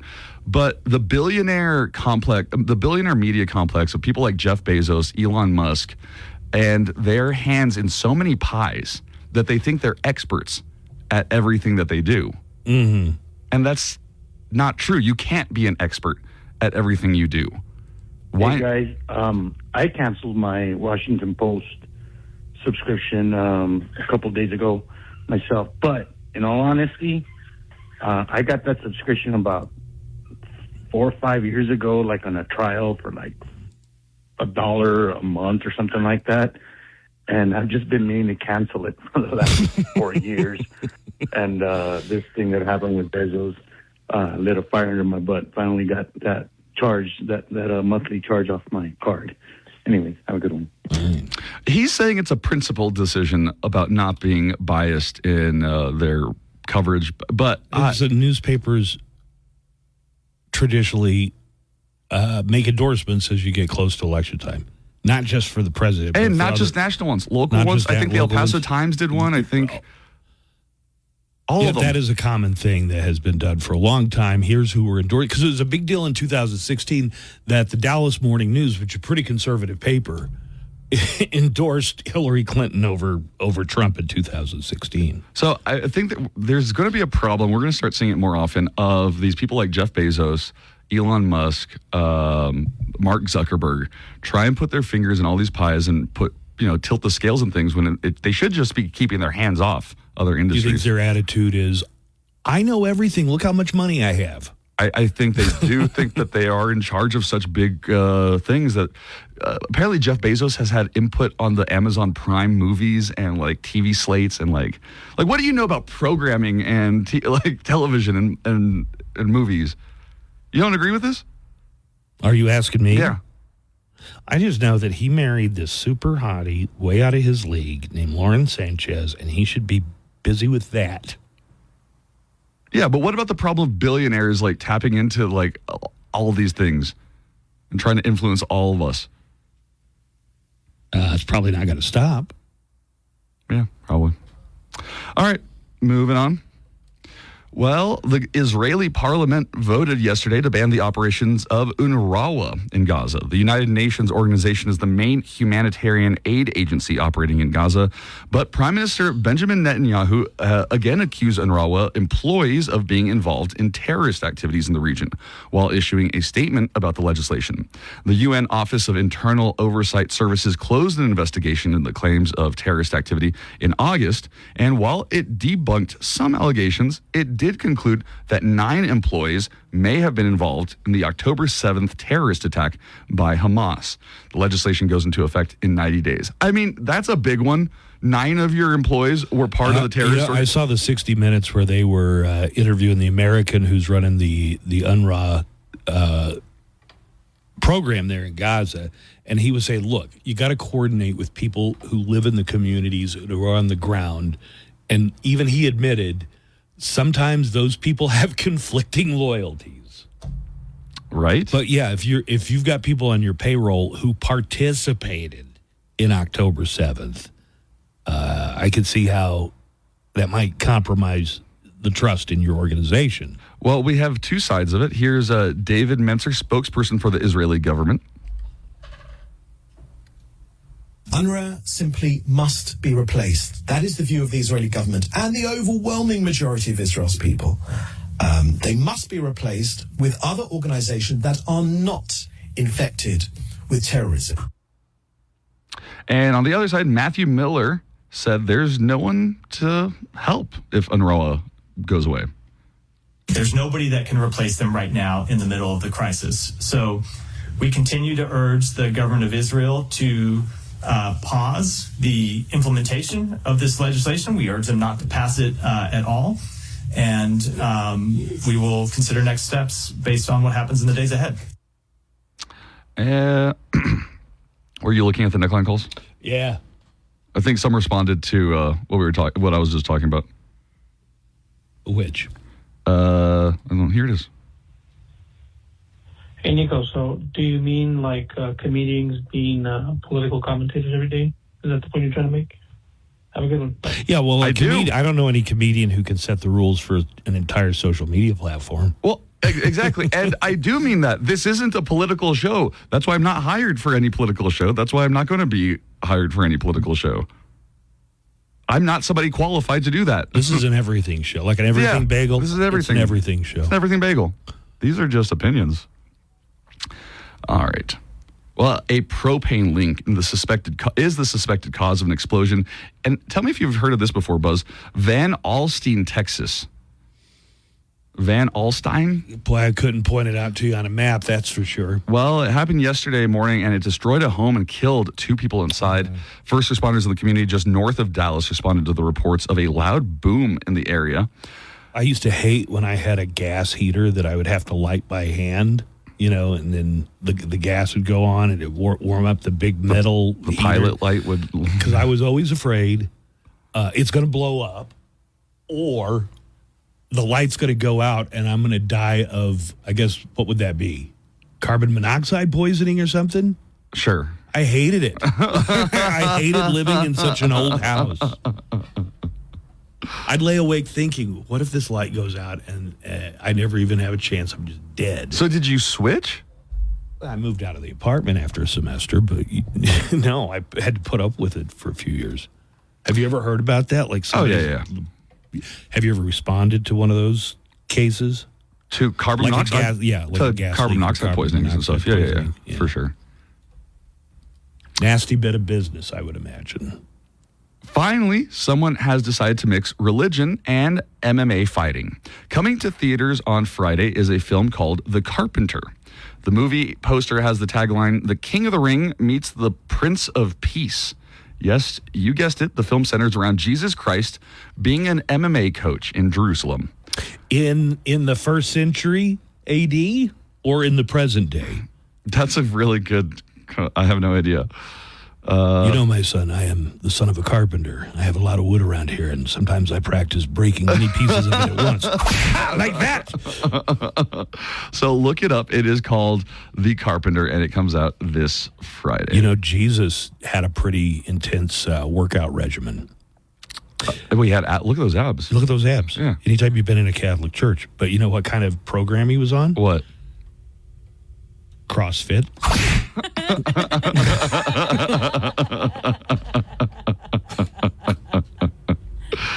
And I knew it was coming anyways. I still laughed at it. Mason Williams was born with one kidney. And while we only need one to function, if it's not working properly, it's a problem.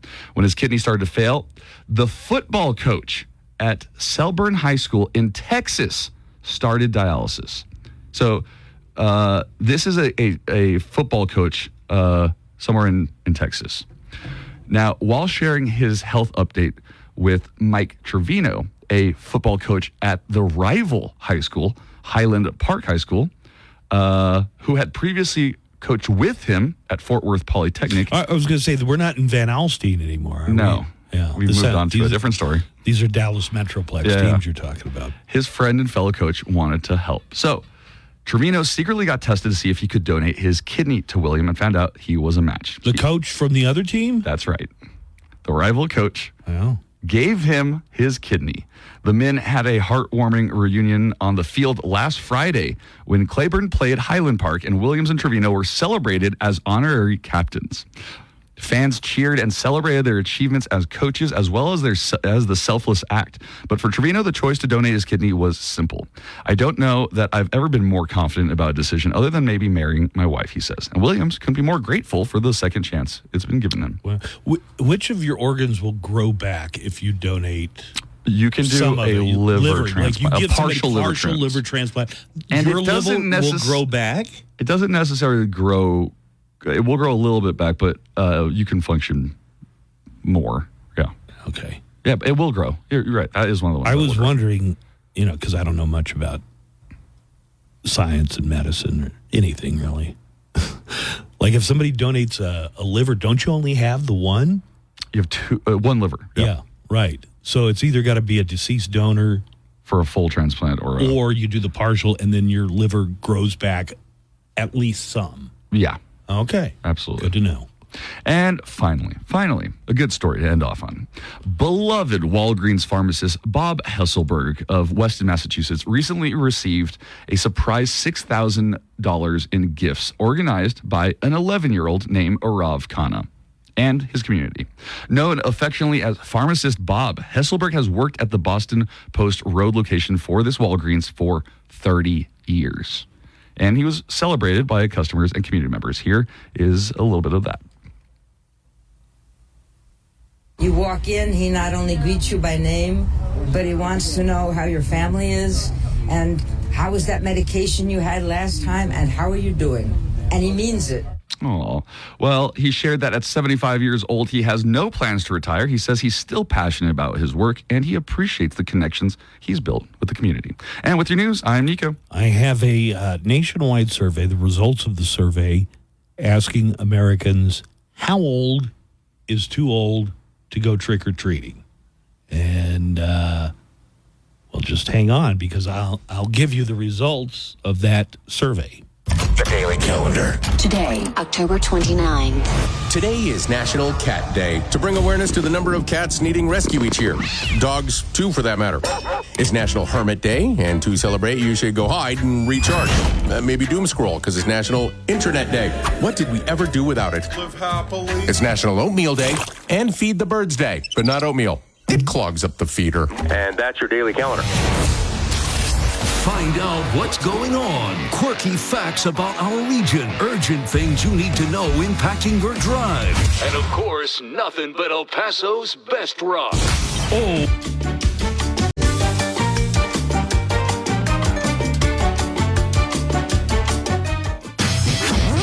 Originating in El Paso, for El Paso, the Buzz Adams Morning Show, 95.5 KLAQ.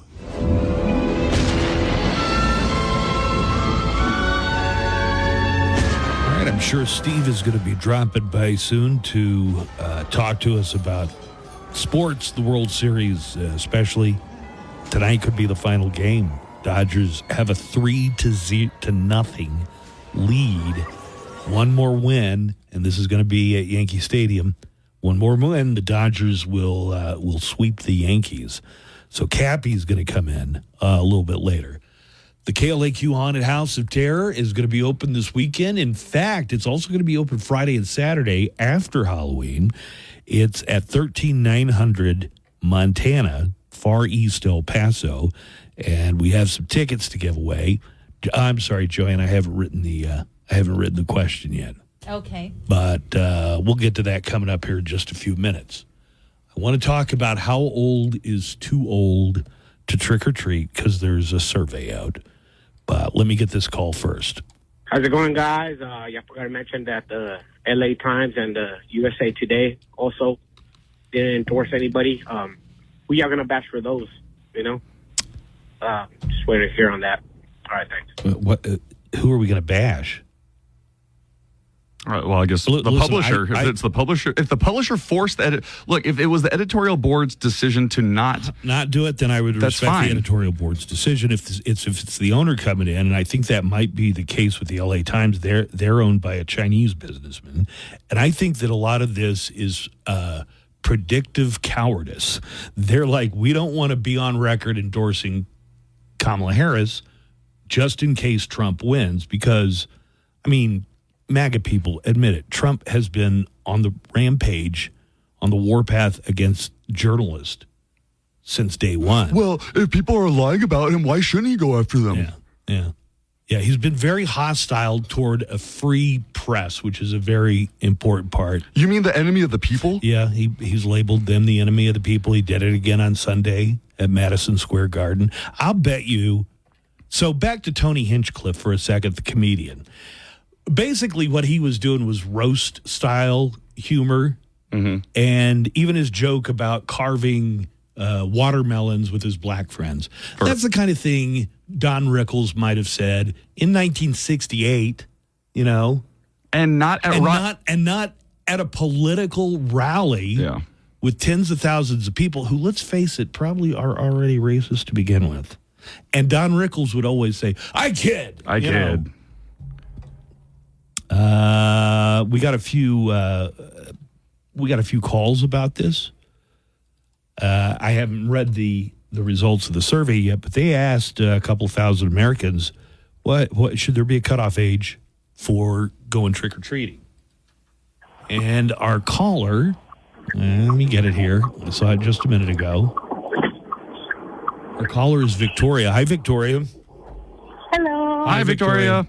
You got a age limit in mind for trick or treating? No, not at all. I mean, everybody should be able to go trick or treating because everybody's a kid at heart, aren't they? No. No. Yeah. Some are creepy old men. Yeah.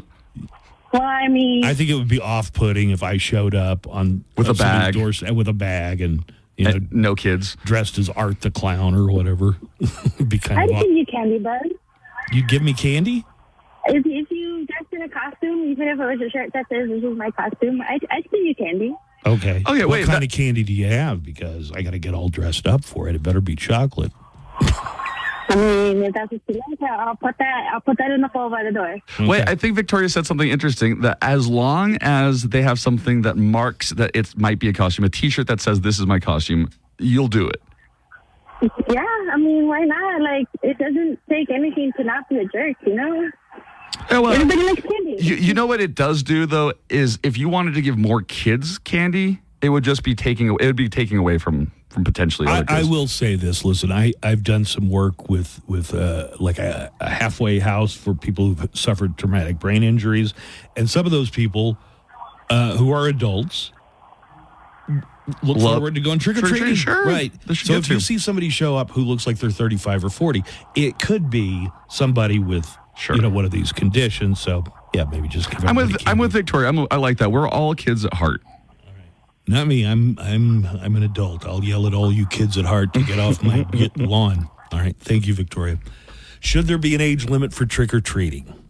Lots of towns apparently have set limits on how old you can be out trick-or-treating. And what happens if you're not? Like, you get arrested? Fined? I don't know what the repercussions are, but for most of the towns who have done it, it's usually around 13 or 14. I guess there was some people in our app chat that were saying, well, what it does is, if you're a teenager, you should be if you're a parent of a teenager, you should encourage them to trick or treat, because maybe that would be better than whatever other trouble they could be getting into. You know, one thing we always had to be on the lookout when I was a trick or treating age: older kids who were out grab bagging or bag grabbing. You know what that means? They would run up and steal the candy from the little kids. Yeah. Have you ever heard of such a thing? A grab bag, yeah. And when I say older kids, I'm talking about like 5th grade. Yeah. Well, I've never seen that, or it's never happened. Did you go door-to-door trick-or-treating? Yeah. Were you ever allowed to do it? Your life sounds so different in Oklahoma. You used to talk about your high school, like everybody beats each other up daily, and it's like, no, I've never experienced that.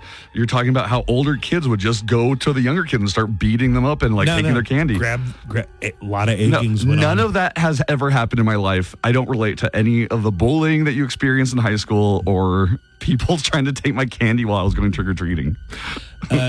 Joanna, I feel like that might have affected you more than you think it did. The what? All of that might have affected you psychologically. Joanna had an ancillary question, and it was... You mean ancillary? Yeah, an ancillary question. Joanna, do you remember what it was? No. What'd I say? I don't remember now. When did I say this? Before the show, in the planning meeting. Oh, the Halloween questions. Trunk or treating. Is that ruining Halloween? Are those ruining the old tradition of trick-or-treating? All right, so my take on trunk-or-treating is, I thought it was just a religious thing. They didn't want you out there celebrating the devil's holiday, so you go to the church parking lot, because I think that's what my nieces did, like, all the time. But I think it also might just be, oh, this is a safer way. Instead of the kids walking door to door, they go from the trunk of the candy, and you give them the candy out of the back of the trunk.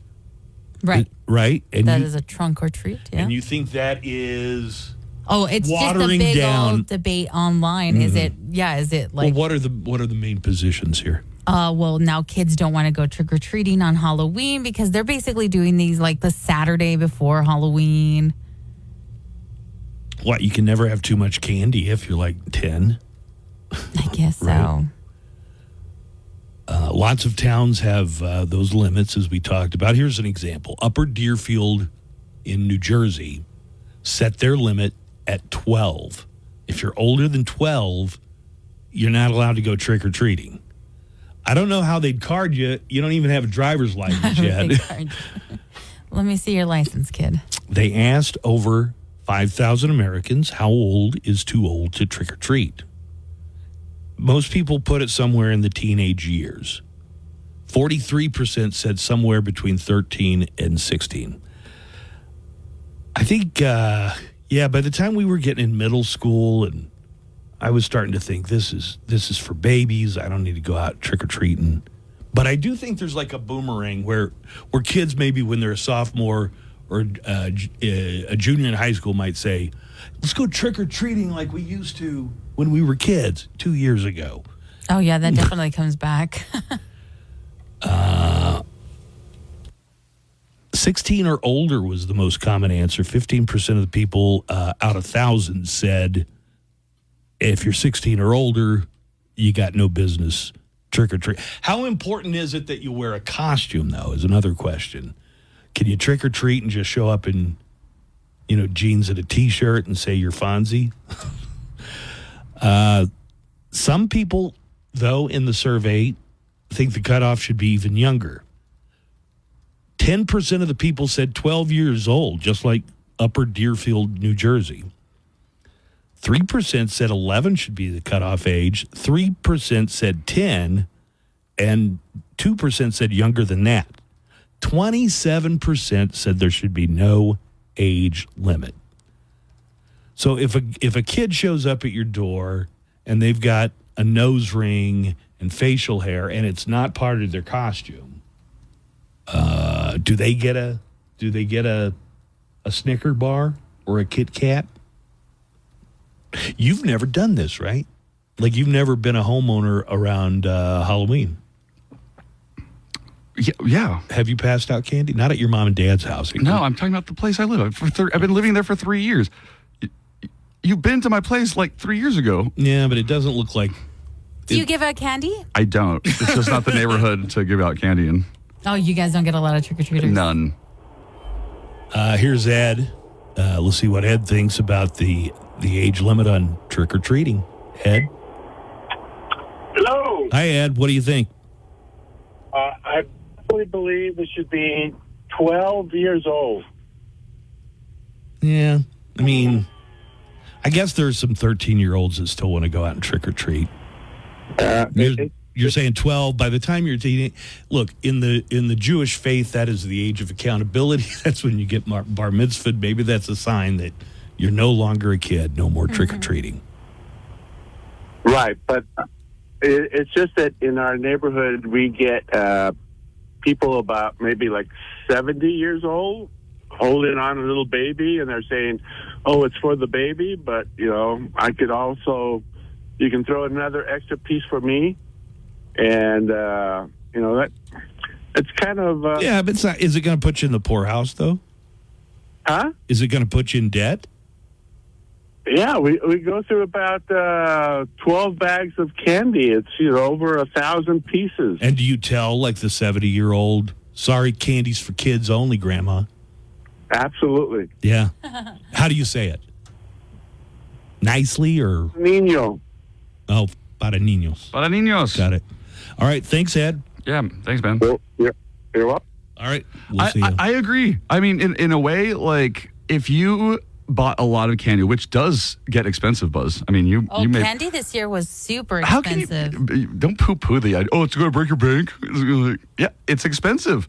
And if some kid doesn't get candy because this dude over here got it instead, I feel like that would be bad. I mean, you're going to run out of candy anyway. Eventually, you are going to run out of candy eventually. But hey, what do you think about this, Joanna and Buzz? How many pieces should you give out? Is one okay? Like, even if it's a little Tootsie Roll? I think it depends on what neighborhood I think you're you need to know your neighborhood. Yeah. You need to know, like, how many Why? Why would that have anything to do with it? Because in my neighborhood, we get maybe like 20 trick-or-treaters. 20 for the whole Halloween whole night. Yeah. Some neighborhoods get 200. And some, like if... And mine gets 0. Yeah. So I know, like, oh, you know what? I'm not going to... I always have candy left over.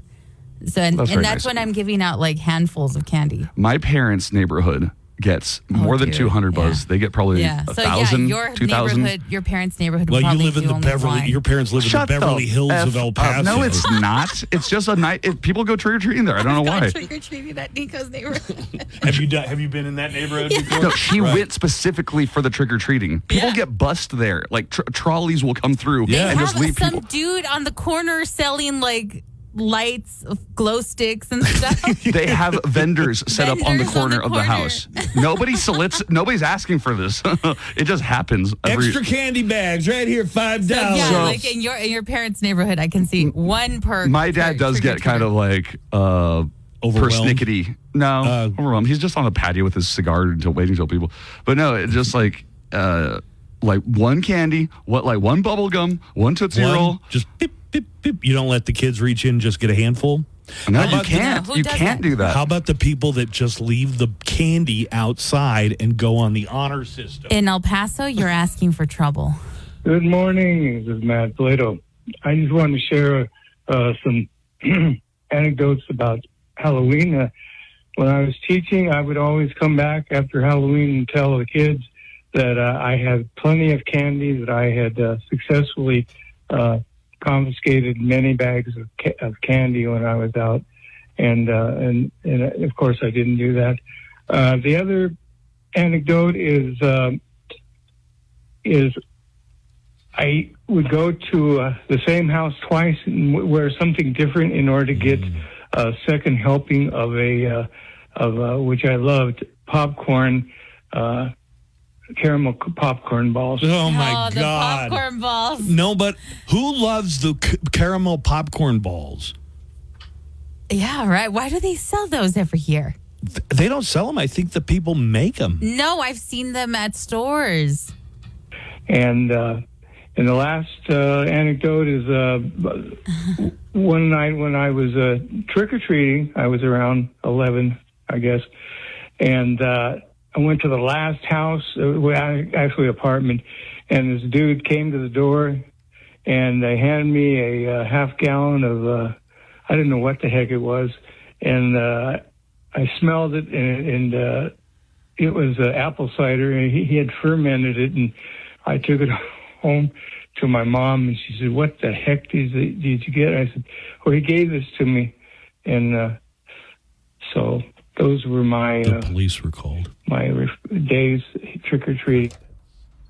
Okay, we got a few more calls. I just want to kind of get through more of these if possible. What do we have? One more break this hour? Joanna? She must be taking calls. Yo, okay, I got a thing for you. Some of these neighborhoods that don't get a lot of trick-or-treaters, why don't they get a lot of trick-or-treaters? Some people think it's, maybe it's a poor neighborhood, but I think it's because that neighborhood don't necessarily give away a lot of candy. Think about that one. I would say there are some neighborhoods where just most of the houses are dark,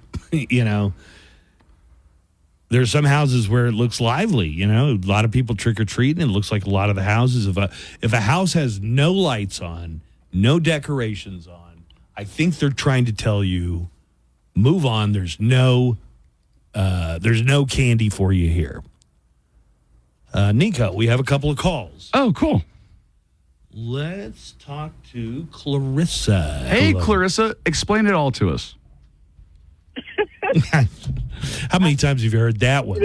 Both told me that before. Yeah, of course. I was calling to say that I don't feel like there should be an age limit, like at least not as children, because we're trying to stop the kids from growing up too fast. Why are we stopping them from going trick-or-treating? It's just candy. They're children. Yeah, the kids kind of decide on their own. I think my daughter's last year trick-or-treating was maybe 6th grade. And then after that, she just felt, too big, too grown up for this. Yeah, I feel like it shouldn't be the adults stopping them. It should be them how they feel. Right. Yeah, what if they're 35? No, that's different. Okay. That's completely different. All right. Thanks, Clarissa. All right, sorry.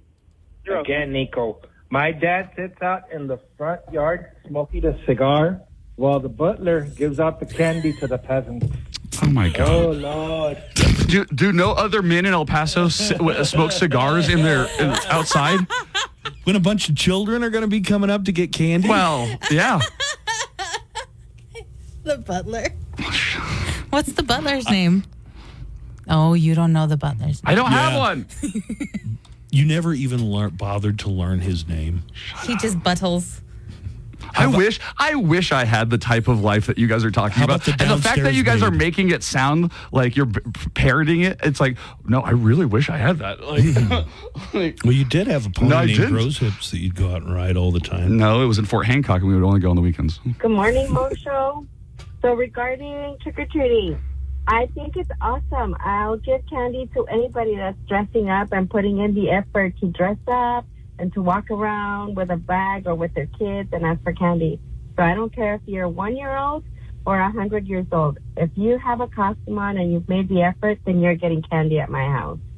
Happy Halloween. All right. Okay. If you're wearing a costume and you're walking door to door, you have a right to my candy. Here is a scene from a show you might recognize. How old are you? What? Did you not want this call? Oh, I'm sorry. I didn't know there was a live call. Who we got? Josh. Hey, Josh. Hey, good morning, guys. How you doing? Doing good. Just talk about how old is too old to go trick or treating. I don't think there should be a limit. And then, like for example, we have a lot of older parents with newborn babies and everything like that are definitely going to go trick or treating. Mm-hmm. For the nostalgia and memory of taking their child trick or treating. Child's clearly going to be way too young to eat the candy, but it's all for that memory. Yeah, when you have a little kid, you definitely want to take the little kid to show the neighbors, you got like a 6-month-old in a pumpkin costume or something. Like young parents can't. I did. We just wanted to walk around the neighborhood and show off the baby. Not that she could eat candy or that she would remember it, but we got some pretty good pictures out of it. Exactly. All right, Josh. Thanks for the call. Thank you. Have a good morning. So most of the people are saying there should not be any limits, and And I'm starting to agree that get some cheap candy, like get good candy for the kids, and then get candy corn for the adults. Yeah, I'm starting to agree with some of the people that are saying, like, if you have just a proper costume, you should get candy regardless of age. Yeah, if you have a costume on, that really is all that matters. Well, what counts as a costume? Anything. Even if it says, this is my costume, like the other woman said, a T-shirt that just said, this is my costume. A little face paint. Yeah, a little face paint. A little mask. Well, something weird with your hair. Let's hear from America's favorite curmudgeon. How old are you? 13. 13? Yeah. You look more like 16 or maybe even 17. No, 13. Can we just have our You're candy, 13? please? Can I get some candy? Where's your costumes? I'm being my sister. You're being your This sister. is my teacher. You're a teacher, yeah. So can we get Boy, some candy, I'd like to get Grandpa? my seat in Honestly, your can we have our class. candy? I don't think so. Are you kidding? It's No. Halloween. Yeah, I know. Yeah, it doesn't mean that you're entitled to just go around to people's homes and bilk them out of candy. Do you know what that's from? Curb Your Enthusiasm, yeah, of course. Right. And now it's time for another episode of 1 Minute Inside a Woman's Head. Here we go. Another year at the Halloween shop looking for a costume. There's a lot of teens here. Do they still trick or treat? How old is too old to trick or treat? That's what we're asking. And what about adults? How old is too old to dress up? Unfortunately, the sexy maid costume doesn't come with a maximum weight or age suggestion like best for women 21 to 35. But it does come with a picture of a model who clearly just turned legal drinking age. Look at all these models. Great faces, great bodies. But when you get to the guys' costumes, they all look like beer-gutted losers. Why do the guys get to be big, oafy jerks for Halloween and all the women have to be hot? Yeah. Although all those men on the costumes look a lot like the guys who are interested in me at Halloween parties. Last year, I went back to a guy's apartment who was dressed like a hot dog. He told me I would relish spending time with him, and I laughed. I've heard that one What before. is wrong with me? Then the next morning, he said, thanks for making me top dog, and that he'd catch up with me later. That was hard to shake. No pun intended. Even harder doing the walk of shame back to my car as an aging Bo Peep. It was a sobering way to begin November. And that was another episode of 1 Minute Inside a Woman's Head. Coming up after the Buzz Adams Morning Show, Glenn Garza and Daniel Paulus. Get up to 40% off plus free delivery at the Home Depot. Subject to availability, see homedepot.com/delivery for details. Live from the KLAQ studios, the Buzz Adams Morning Show. Courtesy of Glasheen, Vyas, and Inderman Personal Injury Lawyers. At GVILaw.com.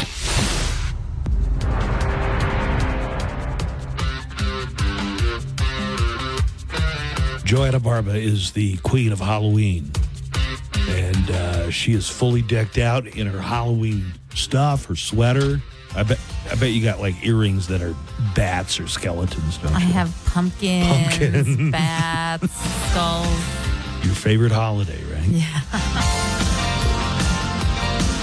All right, we've got some tickets to give away for the KLAQ Haunted House of Terror. Open this Thursday, Halloween, but also open Friday and Saturday. So a couple of days there after Halloween. Haunted House of Terror is at 13900 Montana, where Desert Warriors Paintball is. And you get your tickets at the door. All the details and information are available in the KLAQ mobile app at KLAQ.com. Joanna has a question for you today. We need caller number 10. I think for this one, we could probably do some backup callers. Yeah. Make sure we get a winner.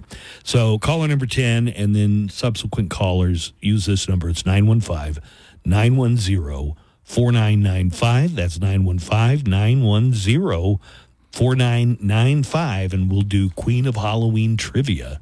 I think we have a very different but fun kind of question today. Ooh. Got a few phone calls of people talking about how they did trick-or-treating back in their day. Are you going to play those? Hold on. There's a bunch of app chat messages about everybody seems to agree. Yeah, you give candy no matter what. ICE says if anyone on any day in any kind of dress goes to my house asking for candy or food, they can have it. No questions asked. I'm not going to be an a-hole over candy or food. Mewtwo says you making 2-cent piece candy seem as if it's precious gems. Nobody's saying that. I kind of said that. It's like I said, hey, come on, it's not going to put you in the poorhouse. And the guy's like, nope. No, it's not going to put him in the poor. One caller who's like, They give out a lot of candy. Yeah. I mean, gets expensive after a while. After a while, yeah. Here's a call about Halloween. Yeah, when I was a kid, which is a long time ago, the cool thing about going out trick-or-treating was after a certain age, you didn't have to be with your parents. You'd just go out and walk around with your friends. And it was really a fun time when you were like 10 or 11 years old that you kind of felt you had the freedom to go out and just, at night and sometimes on a school night and just go out and walk around. It seemed like in about 6th grade, we all kind of got tired of it and we all kind of looked at each other like, nah, we don't want to go. But I do remember in 7th grade, a bunch of us went out, but it wasn't really to trick or treat. We all had masks and stuff. We only went to about 3 or 4 houses, but mainly we just went out so we could walk around. And after 7th grade, I don't remember ever going out to trick or treat again. As far as people coming to my house, well, people just don't come to my house. I lived in an apartment down on Zaragoza for a while, and I bought candy for like the first 3 or 4 years I lived there, and I never gave out one piece of candy. So after that, I just quit buying it. Oh, you know what? That's the saddest to me is when Oli, so Joanna. Oh, she's so when Buzz was dating Oli still, and she bought all that candy. Well, and she moved in with him, and she bought inflatables for the front yard and things and so much candy. And she didn't understand. So much candy. We had tried to tell her. We were like, nobody comes here. Nobody comes this way. And she was like, no. Didn't she say she also dressed up? She dressed was up, ready for trick or treaters. had tons of candy, and it. And there was no trick or treat. It's because your house is so weird and hidden.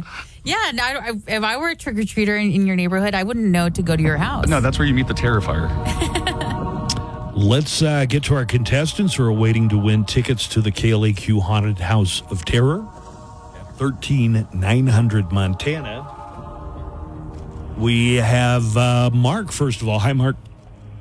Hi. Mark, Joanna here, the Queen of Halloween, has a question for you, and I want to make sure you can hear us fine, right? Yes. You can hear Joanna. Joanna, say hi to Mark. Hi, Mark. Hi, Joanna. Oh, hi, Mark. Oh, hi, Mark. All right, so we're all set. Go ahead, Joanna. This is an audio question today. There is an audio element to this, Mark, so you're going to have to pay attention real good, all right? Okay. Moviegoers were leaving a famous horror movie, and based on their reactions that you're going to hear, what movie did they just see? So this was like the new this movie, I guess, was making so many headlines around the country that a news crew went out to interview people when they were leaving because it was such a scary darn movie. So based on what they're telling the local news, can you identify the movie? All right, here goes the audio. I think it's disgusting. Grossest thing I've ever seen. It's weird. She turned her head around. She turned her head around. We have a lot of people throwing up and a lot of people shuddering. But the thing that really surprises me is people faint. I mean, I've never in my life known a movie where people would faint. I ain't never took my coat and hit it over my face like that. Okay. All right, a lot of reactions there. Mark, do you have any idea what movie those people had just seen? I've never seen it, but I've heard a lot of that stuff. Is it Terrifier 2? Is it Terrifier 2? Oh, that is a good guess. Good guess. Good guess. Real good guess. All right, you were just trying to figure it out based on the clues or what they were saying. Got it. All right, thanks, Mark. Thanks, all right. We got Joe up next. And then on deck, we got another Joe. Yeah. Hi, Joe. Hello, Joe. Hello, Joe. Hey, good morning. How's it going? Hey, Joe. Don't know if you heard that clip. Do you need to hear it again? Nah, I'm good. I think it's the third one, though. I want to say it's the same movie, but the third one. You want to say that it's Terrifier 3? Yes, sir. Is it Terrifier 3? Okay. Nope, it is not. No, another good guess. Yeah, another good guess. It is not any of the Terrifier. Okay, Joanna, can you play the clip one more time? Buzz, play the clip. I think it's disgusting. Grossest thing I've ever seen. It's weird. She turned her head around. She turned her head around. We have a lot of people throwing up and a lot of people shuddering. But the thing that really surprises me is people faint. I mean, I've never in my life known a movie where people would faint. I ain't never took my coat and put it over my face like that. So some of the people even sound kind of old-timey. I was just about to say that. I don't know how to put it. I was just about to say they're that. They're mostly teenagers. There is a huge hint in there. Yeah, there's one as big to huge what movie it is. Let's see if Joe can get it. The other Joe. Hi, Joe. Hey, guys. Joe, do you know what guys, movie we're listening to people react to here? Okay. Throwing up, head turning. I'm going to say Exorcist. Is it Exorcist? Yeah. Good answer. Good answer. Good answer, Joe. It is The Exorcist. It's The Exorcist. The head turning around. That's of all the things in there. That's the thing that really stood out. The scene where her head, which was a great scene. Right.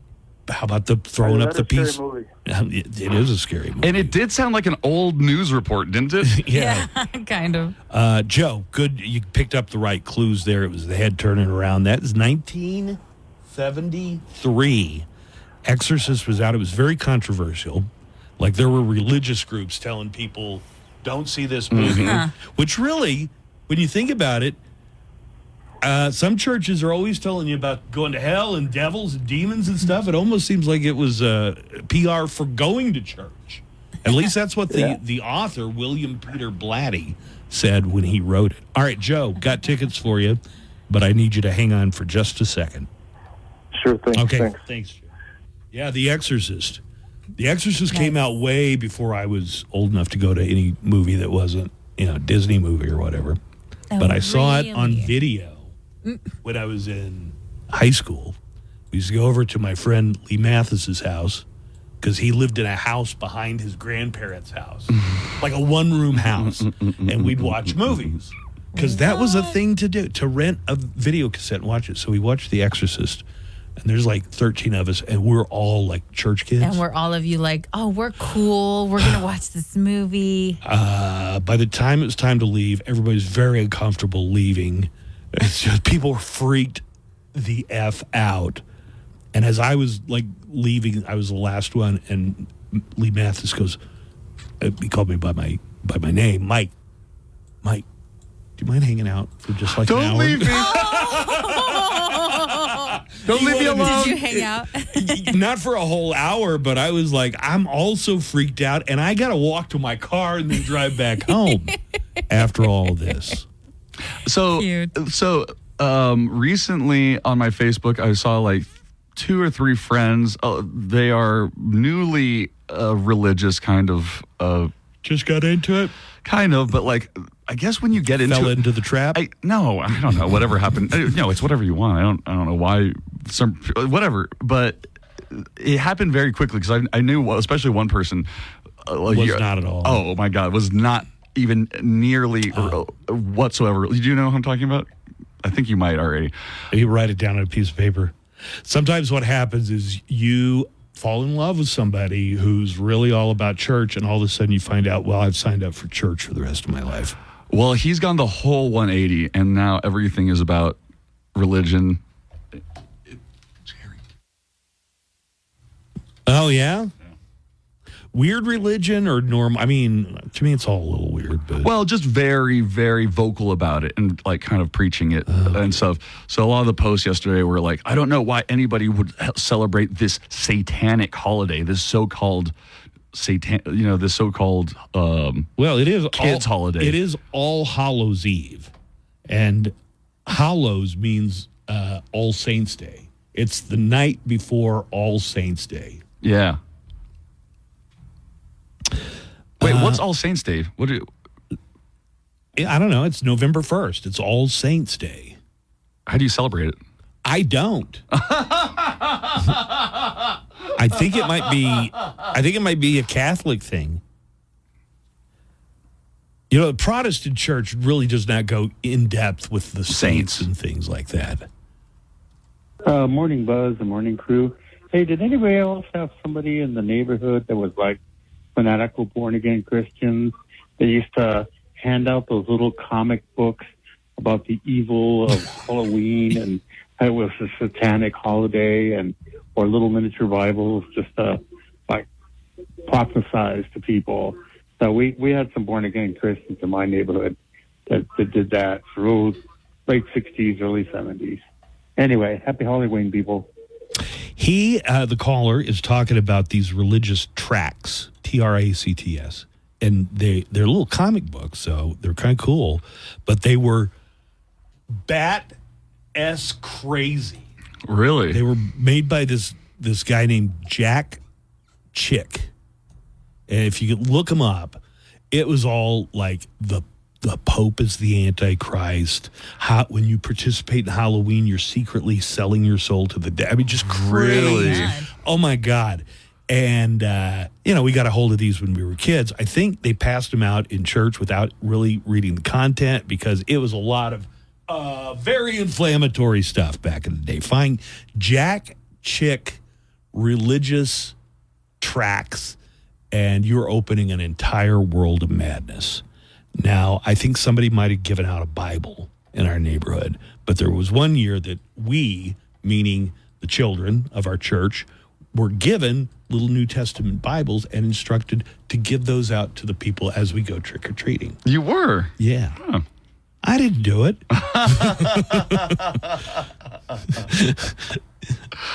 I'm sure it would be behind some bushes. I'm sure it would be received well in your community. Sure. Yeah, everybody would really appreciate that.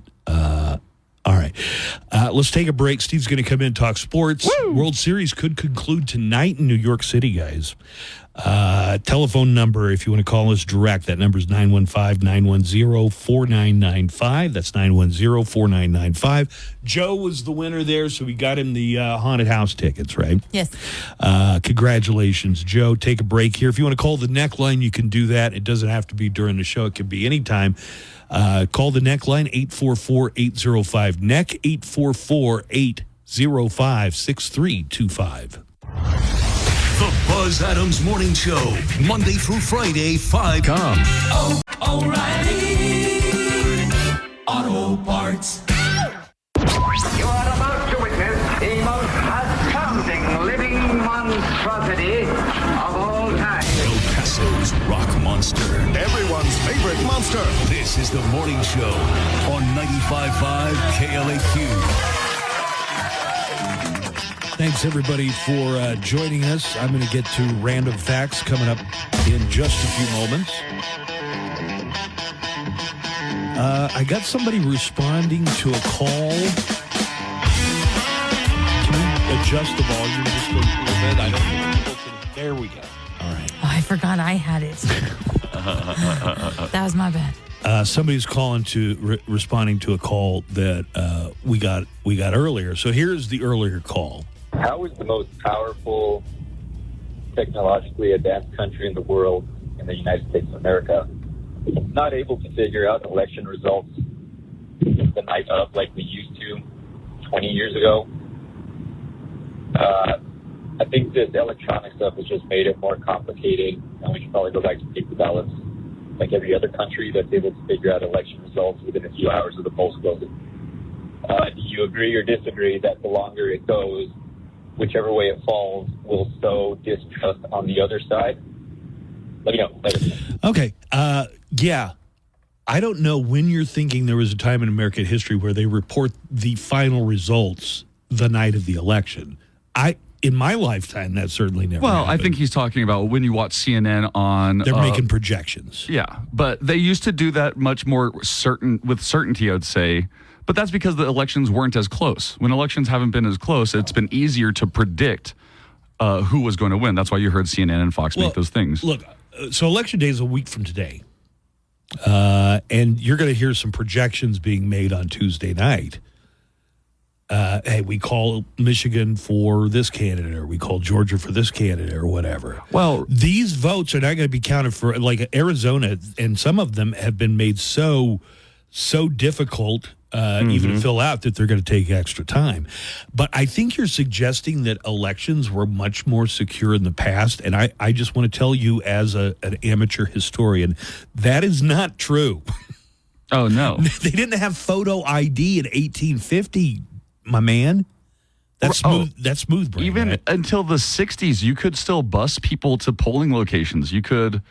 There was all kinds of ways to. There was a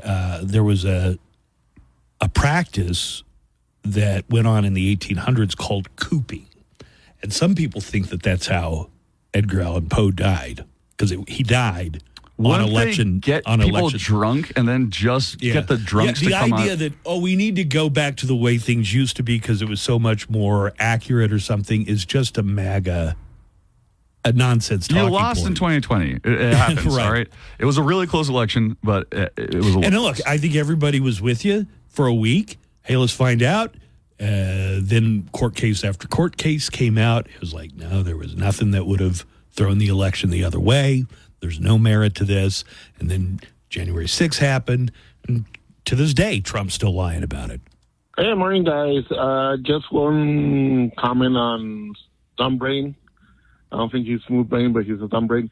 And Mexico takes like almost 2 months to 3 months to verify who won the election. And if we go back to paper, how he wants to do it, he's going to be yelling that it's a fraud, that they got it stolen more easily. So that's my comment. And also, right now that you were playing the game on for the Exorcist, the movie, I remember when I was younger on Channel 5 in Mexico, they always used to pass it on Friday nights, like every November and October, like a lot, all of them. So have a good day, guys. All Bye. right. Appreciate it. The also, idea that they're going to count all of the ballots and have the results before midnight is, I don't know where in the world you would have gotten that idea. So if you do look this up statistically, elections in the United States take longer to verify than almost all other countries.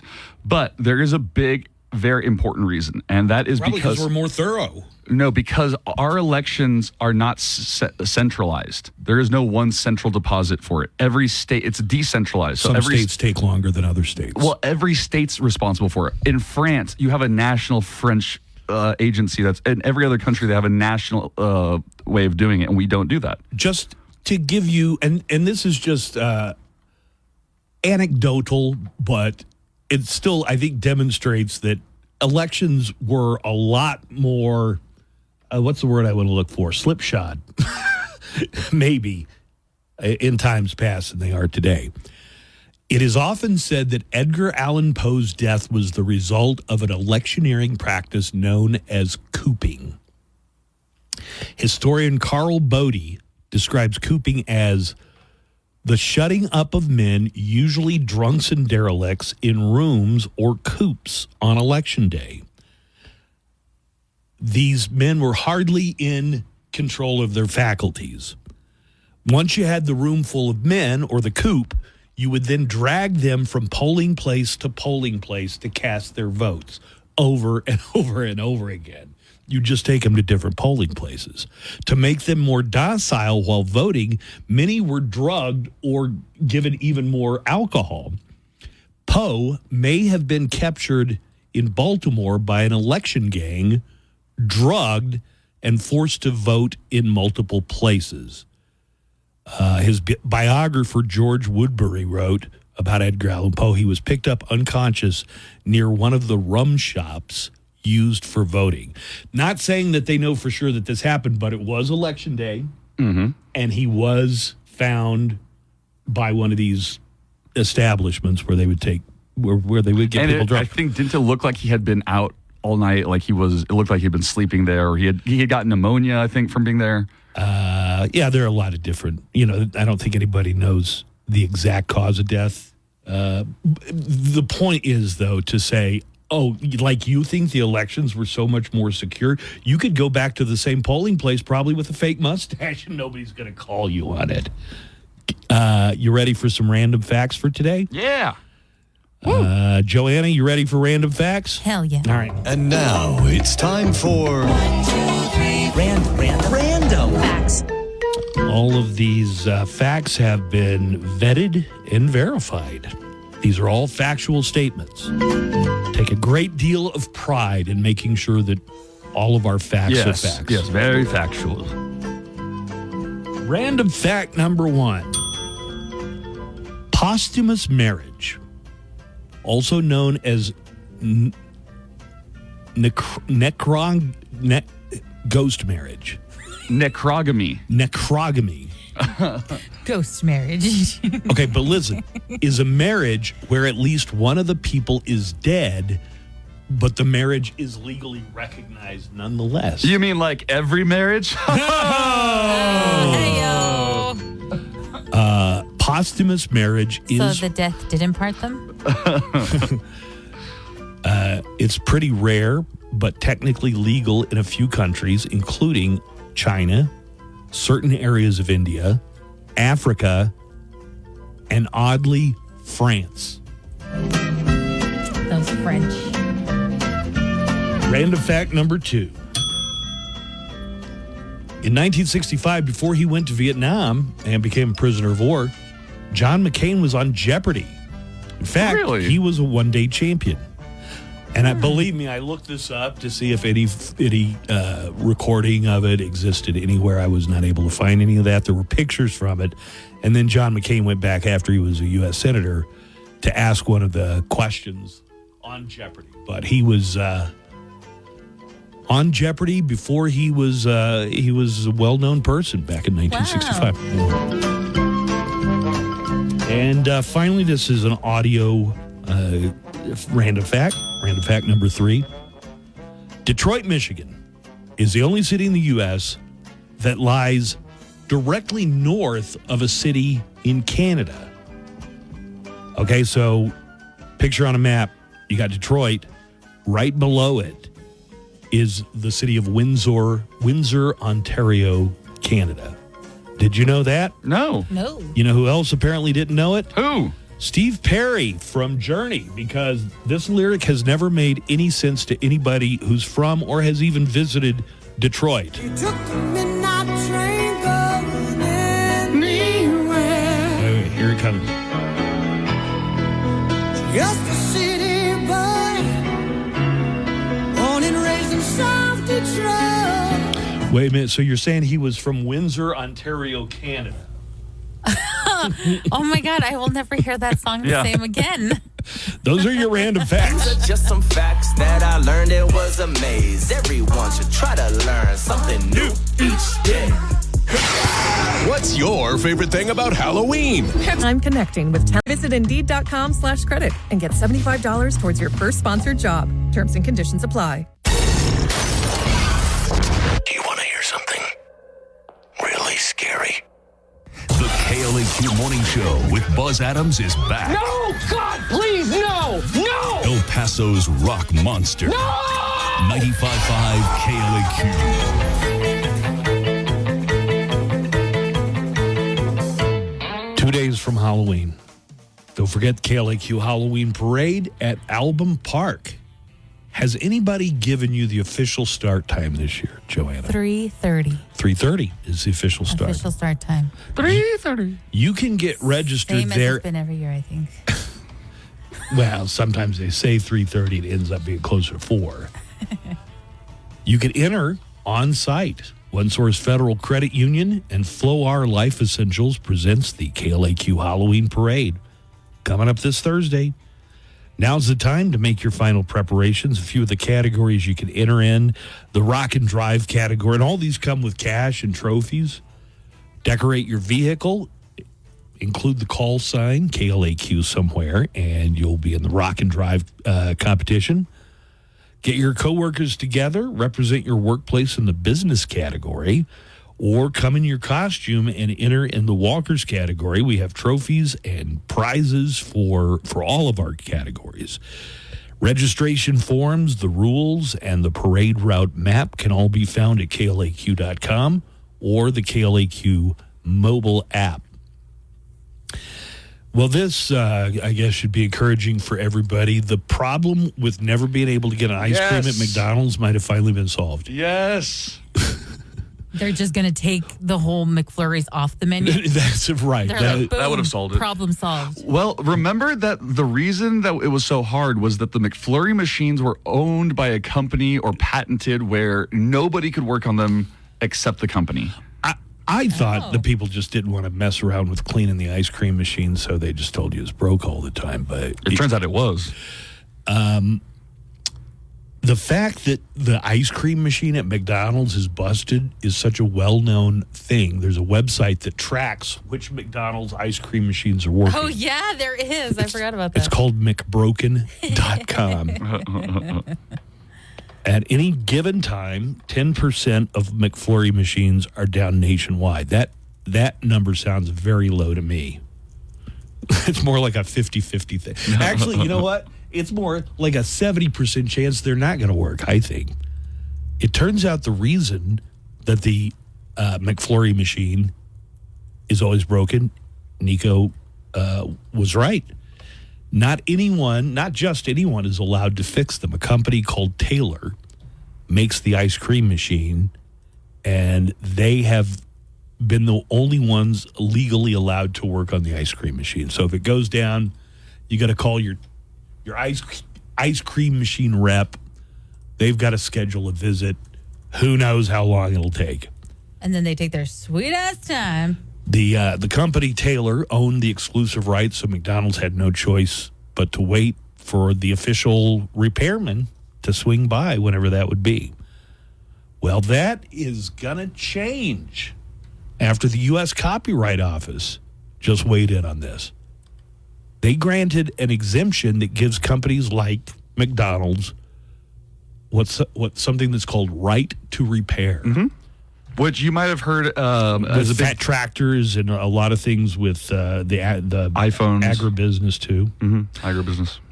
You might have heard some other things. If you try and work on whatever your product is, it nulls the warranty or whatever. Mm-hmm.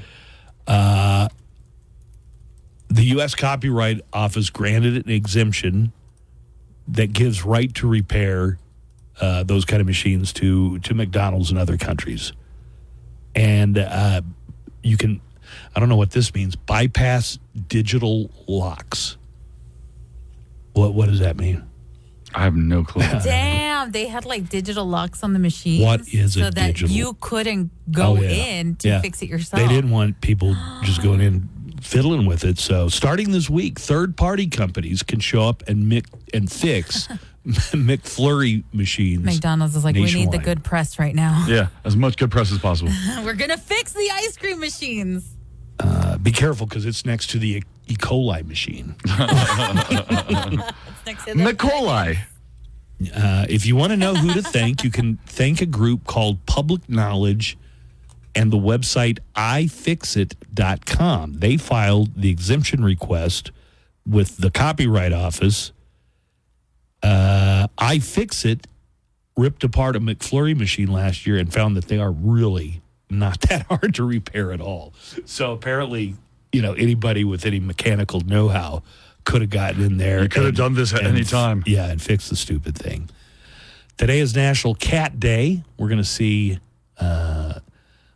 if we can figure out some way to celebrate National Cat Day for Joanna, who's our cat lady. Love her. Got a couple of questions for you. Cats? I guess it could be about cats, this one. Should you be allowed to use sick days at work to care for a sick pet? Aww. New York City might be, I don't know about the first major city to make it a thing. A new amendment would allow anyone to use sick days to take care of their sick pet. As it is now, you can only use them if you or someone in your family is sick.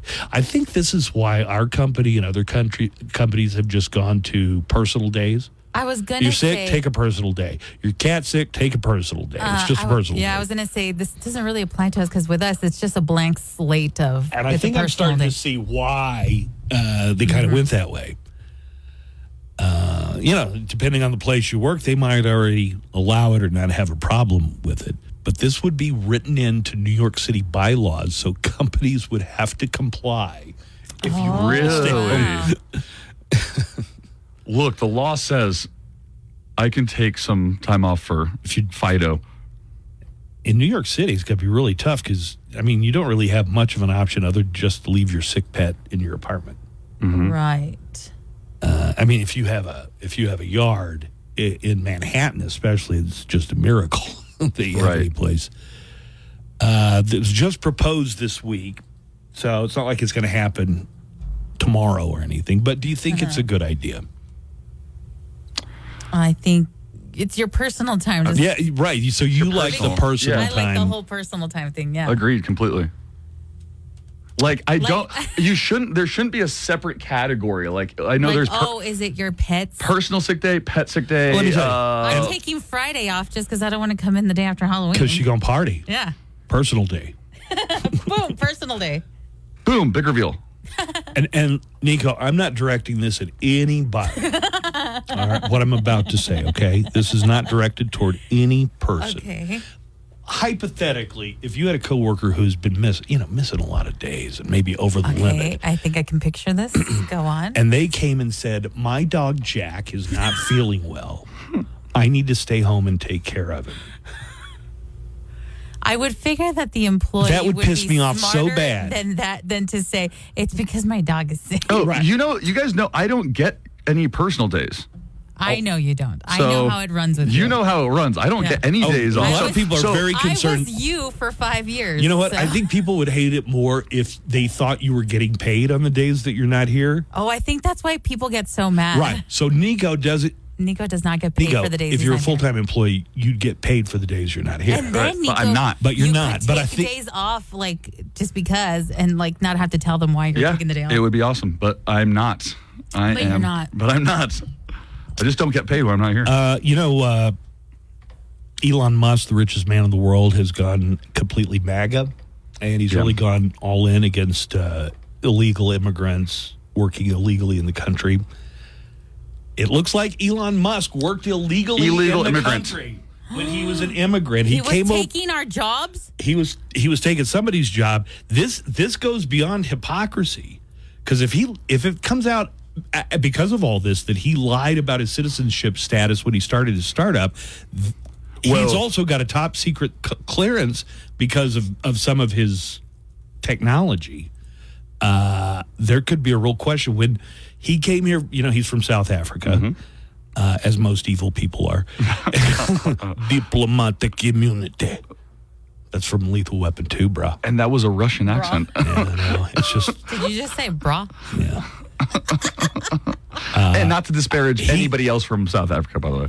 He certainly not Charlize Theron. Yeah, exactly. He came on a student, I don't know if it's a visa. I don't know that I'm going to use, to study. That's what he came for, and he filled out the paperwork. He never enrolled in the school he said he was going to enroll in, and instead worked on his startup. So that is somebody abusing the immigration system. But I'm doing technology, which makes me more important than any of the. Basically, that was a good Elon Musk. Him and an illegal immigrant just crossing the border to work the fields. Same thing, dude. Yeah, really. You're not better than that person. So it really, really takes a lot of nerve for somebody like Elon Musk. Yeah. To be saying mean, unkind things. Kaplowitz is here. I just saw him walk in the door. So we're going to talk to Steve Kaplowitz coming up here in just a few minutes. It's not like there's some sports going on, are there? Any big tournament? Yeah, nothing big tournament. I would just say, World Series is probably the biggest thing going on, but I'm not as tapped into what's happening in sports as much as Steve is. It is time for Go Sports Go on the KLAQ Morning Show with Steve Kaplowitz. Woo! Yes.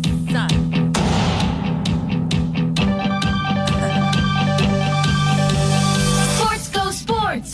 I promise I really totally care who wins. If there's a net or a hoop or a hole in the ground, I hope they get it in. If they want to go to all the bases, I hope they do. If they're supposed to run past a line or whatever, I hope they do that too. Sports Go Sports. Athletics are number one. Participants are heroes. Go team, yeah.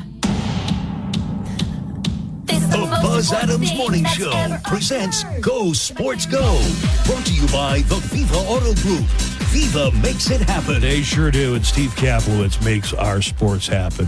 Good game last night. I think I checked out along about the bottom of the seventh, And Dodgers were up 4-0. Yep. And I thought, well, they're going to sweep. They're going to sweep the Yankees. What do you think's going to happen? There's a very good chance they're going to sweep the Yankees. Yankees can't hit. Yankees did come back and get 2 runs in the 9th inning. Yeah, but they can't hit, Buzz. They are their offense. Well, how do you get to the World Series if you, as you say, can't hit? Not in this series. They can't. I mean, that's what I'm saying. Against the Dodgers, well, Judge is having is he still having a terrible? Yeah, miserable. He is now 1 for 12 with how many strikeouts did he have yesterday? He had quite a few, if I'm not mistaken. 1 for 12 with 7 strikeouts. That's not going to get it done. So 4-2 the score was yesterday. In fact, any standouts for the Dodgers in their win yesterday? I thought that Freddie Freeman did it again. He had a home run, 2 RBIs. Freddie is homered. He's having a great series. He's having a great postseason. He has 3 home runs and 8 RBIs in the World Series. That's pretty big numbers. 2 hits and an RBI for Kike Hernandez, who is continuing to have his good World Series as well. Shohei went over 3 yesterday with a walk and a run. How's his wrist? It's his shoulder, dislocated shoulder. It's his shoulder. His shoulder's bothering him. Like he's in pain. He's in pain every time he swings. He's barely able to make it to his bookie because the shoulder hurts so bad. That's so bad. Walker Buehler pitched great yesterday. He continued right where he left off against the Mets. 5 innings of 2-hit ball, shutout ball, 5 strikeouts. Again, Buehler, and then 6. Buehler? Yes, that's right. Walker, Ferris Bueller. There were 6 relievers that all combined with Bueller to shut down the Yankees. So the Dodgers can win it all tonight. In fact, let me ask you a question. Yes. When it's a series 3-0, and it's the best of 7, you think at any point anybody says to anybody, if we could just make this go another game longer, or it'd mean a lot of money. Or 2 games. Do you think that conversation ever happens in an inappropriate way? Well, I think it now. Because I think the Yankees win tonight. Well, just because the fix will be because of that. No, not just because of that. Well, understand this too, okay? The Dodgers haven't even announced their starting pitcher tonight. It's going to be a bullpen game. We know that. We just don't know who's going to start for the Dodgers. I mean, fighting for their dear life, they got to pull out everything they possibly can, right?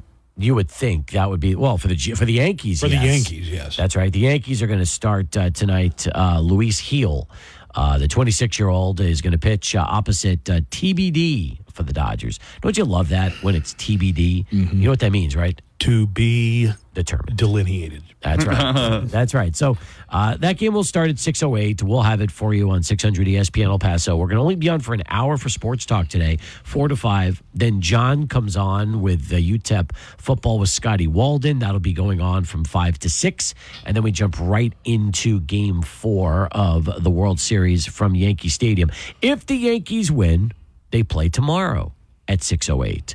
And we already know the pitching matchups. It'll be Jack Flaherty for the Dodgers and Garrett Cole for the Yankees. It'll be a rematch of Game 1 with these 2 starting pitchers who both went opposite each other in Game 1. So now the question is, can the Yankees show some life tonight, finally get on track, and at least win 1 game? Or for the Dodgers, how sweet would it be if they sweep the World Series against the Yankees? That is, it's sweeping a World Series is one thing. That's like waiting 40 years to slap somebody in the mouth. Essentially, yes. That's right. That's right. And they would slap the Yankees right. But the Dodgers won in 81, right? They did. And then they won again in 88. That's correct. And then they won in 2020 during COVID. Yeah. But nothing would be like sweeping. Just imagine you get to celebrate in the Bronx. Yeah, you get to celebrate at Yankee Stadium and pop champagne there. It'd be unbelievable. So I guess they'll play Randy Newman's "We Love L.A." over the loudspeaker. I seriously doubt that. You don't think they do that? No, I don't think you're going to hear New York after the Dodgers win. Although there might be some Brooklyn Dodger fans excited about that still live in the New York area, that maybe still root for the Dodgers. What would they be, 110? Well, let's just say this. If they were 10 years old when they moved, which would be right after the 57 season, did your dad remember 77. Did your dad remember when the Dodgers were in Brooklyn? He went to Ebbets Field when he was a kid all the time. So he used to talk about going to the Polo Grounds where the Giants played, Ebbets Field, Yankee Stadium. Yes, I've heard all the stories about the ballpark in Flatbush, which is now an apartment complex, and what it was like playing at Ebbets Field in the 50s. Hey, Steelers won last last night on Monday Night Football, 26-18. Here's the call as Daniel Jones overthrows his receiver, ends up in an interception for the Steelers to seal it. Pressure, passes high, and intercepted by Beanie Bishop. Beanie Bishop. Beanie Bishop. That's a great name. 26-18, the final score. Steelers get the win. Daniel Jones, that was the only interception he threw. He was sacked 4 times, no touchdowns for the Giants. Tyrone Tracy had 145 yards on the ground and a touchdown for the Steelers. Russell Wilson, a touchdown, 278 yards. And it was special teams and the defense that was really the story for the Steelers yesterday, who improved to 6-2. Giants fall to 2-6. Question for you as a native New Yorker. Yes. This is going to be a really humiliating week if the Yankees get swept. Yes. Which team is going to end their season with a worse record, the Giants or the Jets? Oof, that is really tough. Like, conventional wisdom would suggest they'd be the Giants, but the Jets are like going on this historically bad run right now, and I just don't know if they're going to snap out of it. So that's a great question. They're both 2-6. The Jets and Giants are both 2-6. Well, it doesn't help to fire your coach mid-season. That's true. That's true. And their replacement has no idea what he's doing either. So it's a bad, bad situation. The Giants might fire their coach after the season. By the way, last night, UTEP played New Mexico in basketball at the Pit in Albuquerque. It was an exhibition game. Lobos get the 74-70 win over the Miners. So, yes, it was a close game, competitive, right down to the end. Doesn't count, but it sounds like the Miners were right in it. They were. They had chances late in the game, which is all you can ask for. UTEP was led by Otis Frazier III. He had 21 points in the game. Derek Hamilton came off the bench to score 10. Those were the only 2 Miners in double figures. UTEP shot 26 out of 70 from the field, by the way. That is a clip of, let me see what that is, 26 of 70, Buzz. I believe that's 37%. They were 29% from three-point land and 11 of 13 from the free throw line. All right, so today there is you go. Steve. Today is National Cat Day. I know you've had dogs. Cats? I don't know if you ever had a cat though. Nah, I'm allergic. Oh, you are? Oh yeah, my dad would never let a cat go in our house. Wait, in fact, was your dad also allergic? Yeah, and he said he would run one over if he saw one on the street. It was always a bad thing to say. I don't think he ever meant that, but yes. But nobody, you know. My dad's been He gone. tried a couple times. My dad's been gone 20 years, so I wouldn't be able to tell you what he really felt. But yes, we never had a cat in the house. All right. So yes. In honor of National Cat Day, I'm going to let Joanna pick out which cat song we're going to play. And I have 3 options for you. The first one is from Ted Nugent. So whichever song you pick, I will play in its entirety because it's Cat Day. Okay.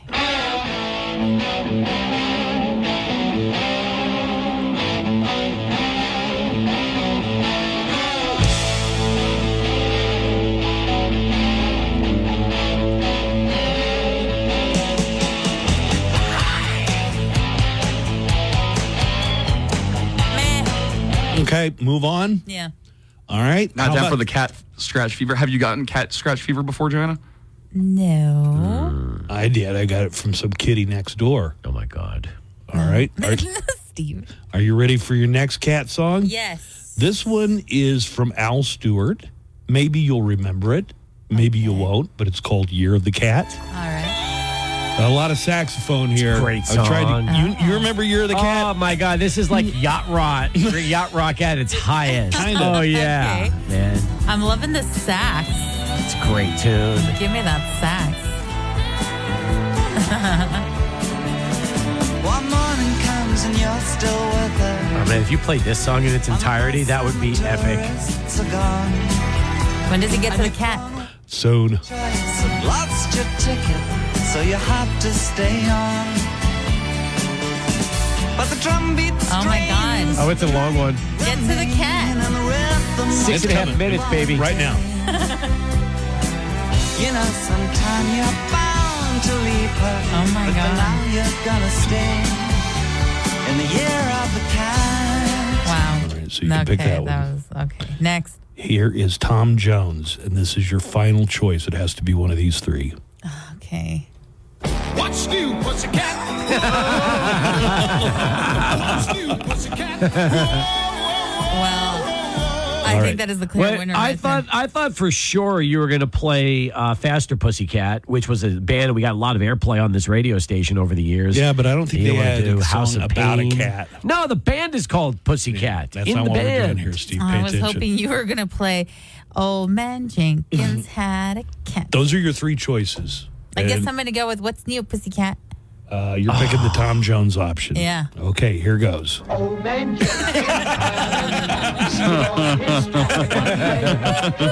when he couldn't find his cat, you'd hear old Jenkins say, "Oh, yeah. Pussy, pussy, pussy, pussy." And then nobody says it. Nobody wants to say it right now.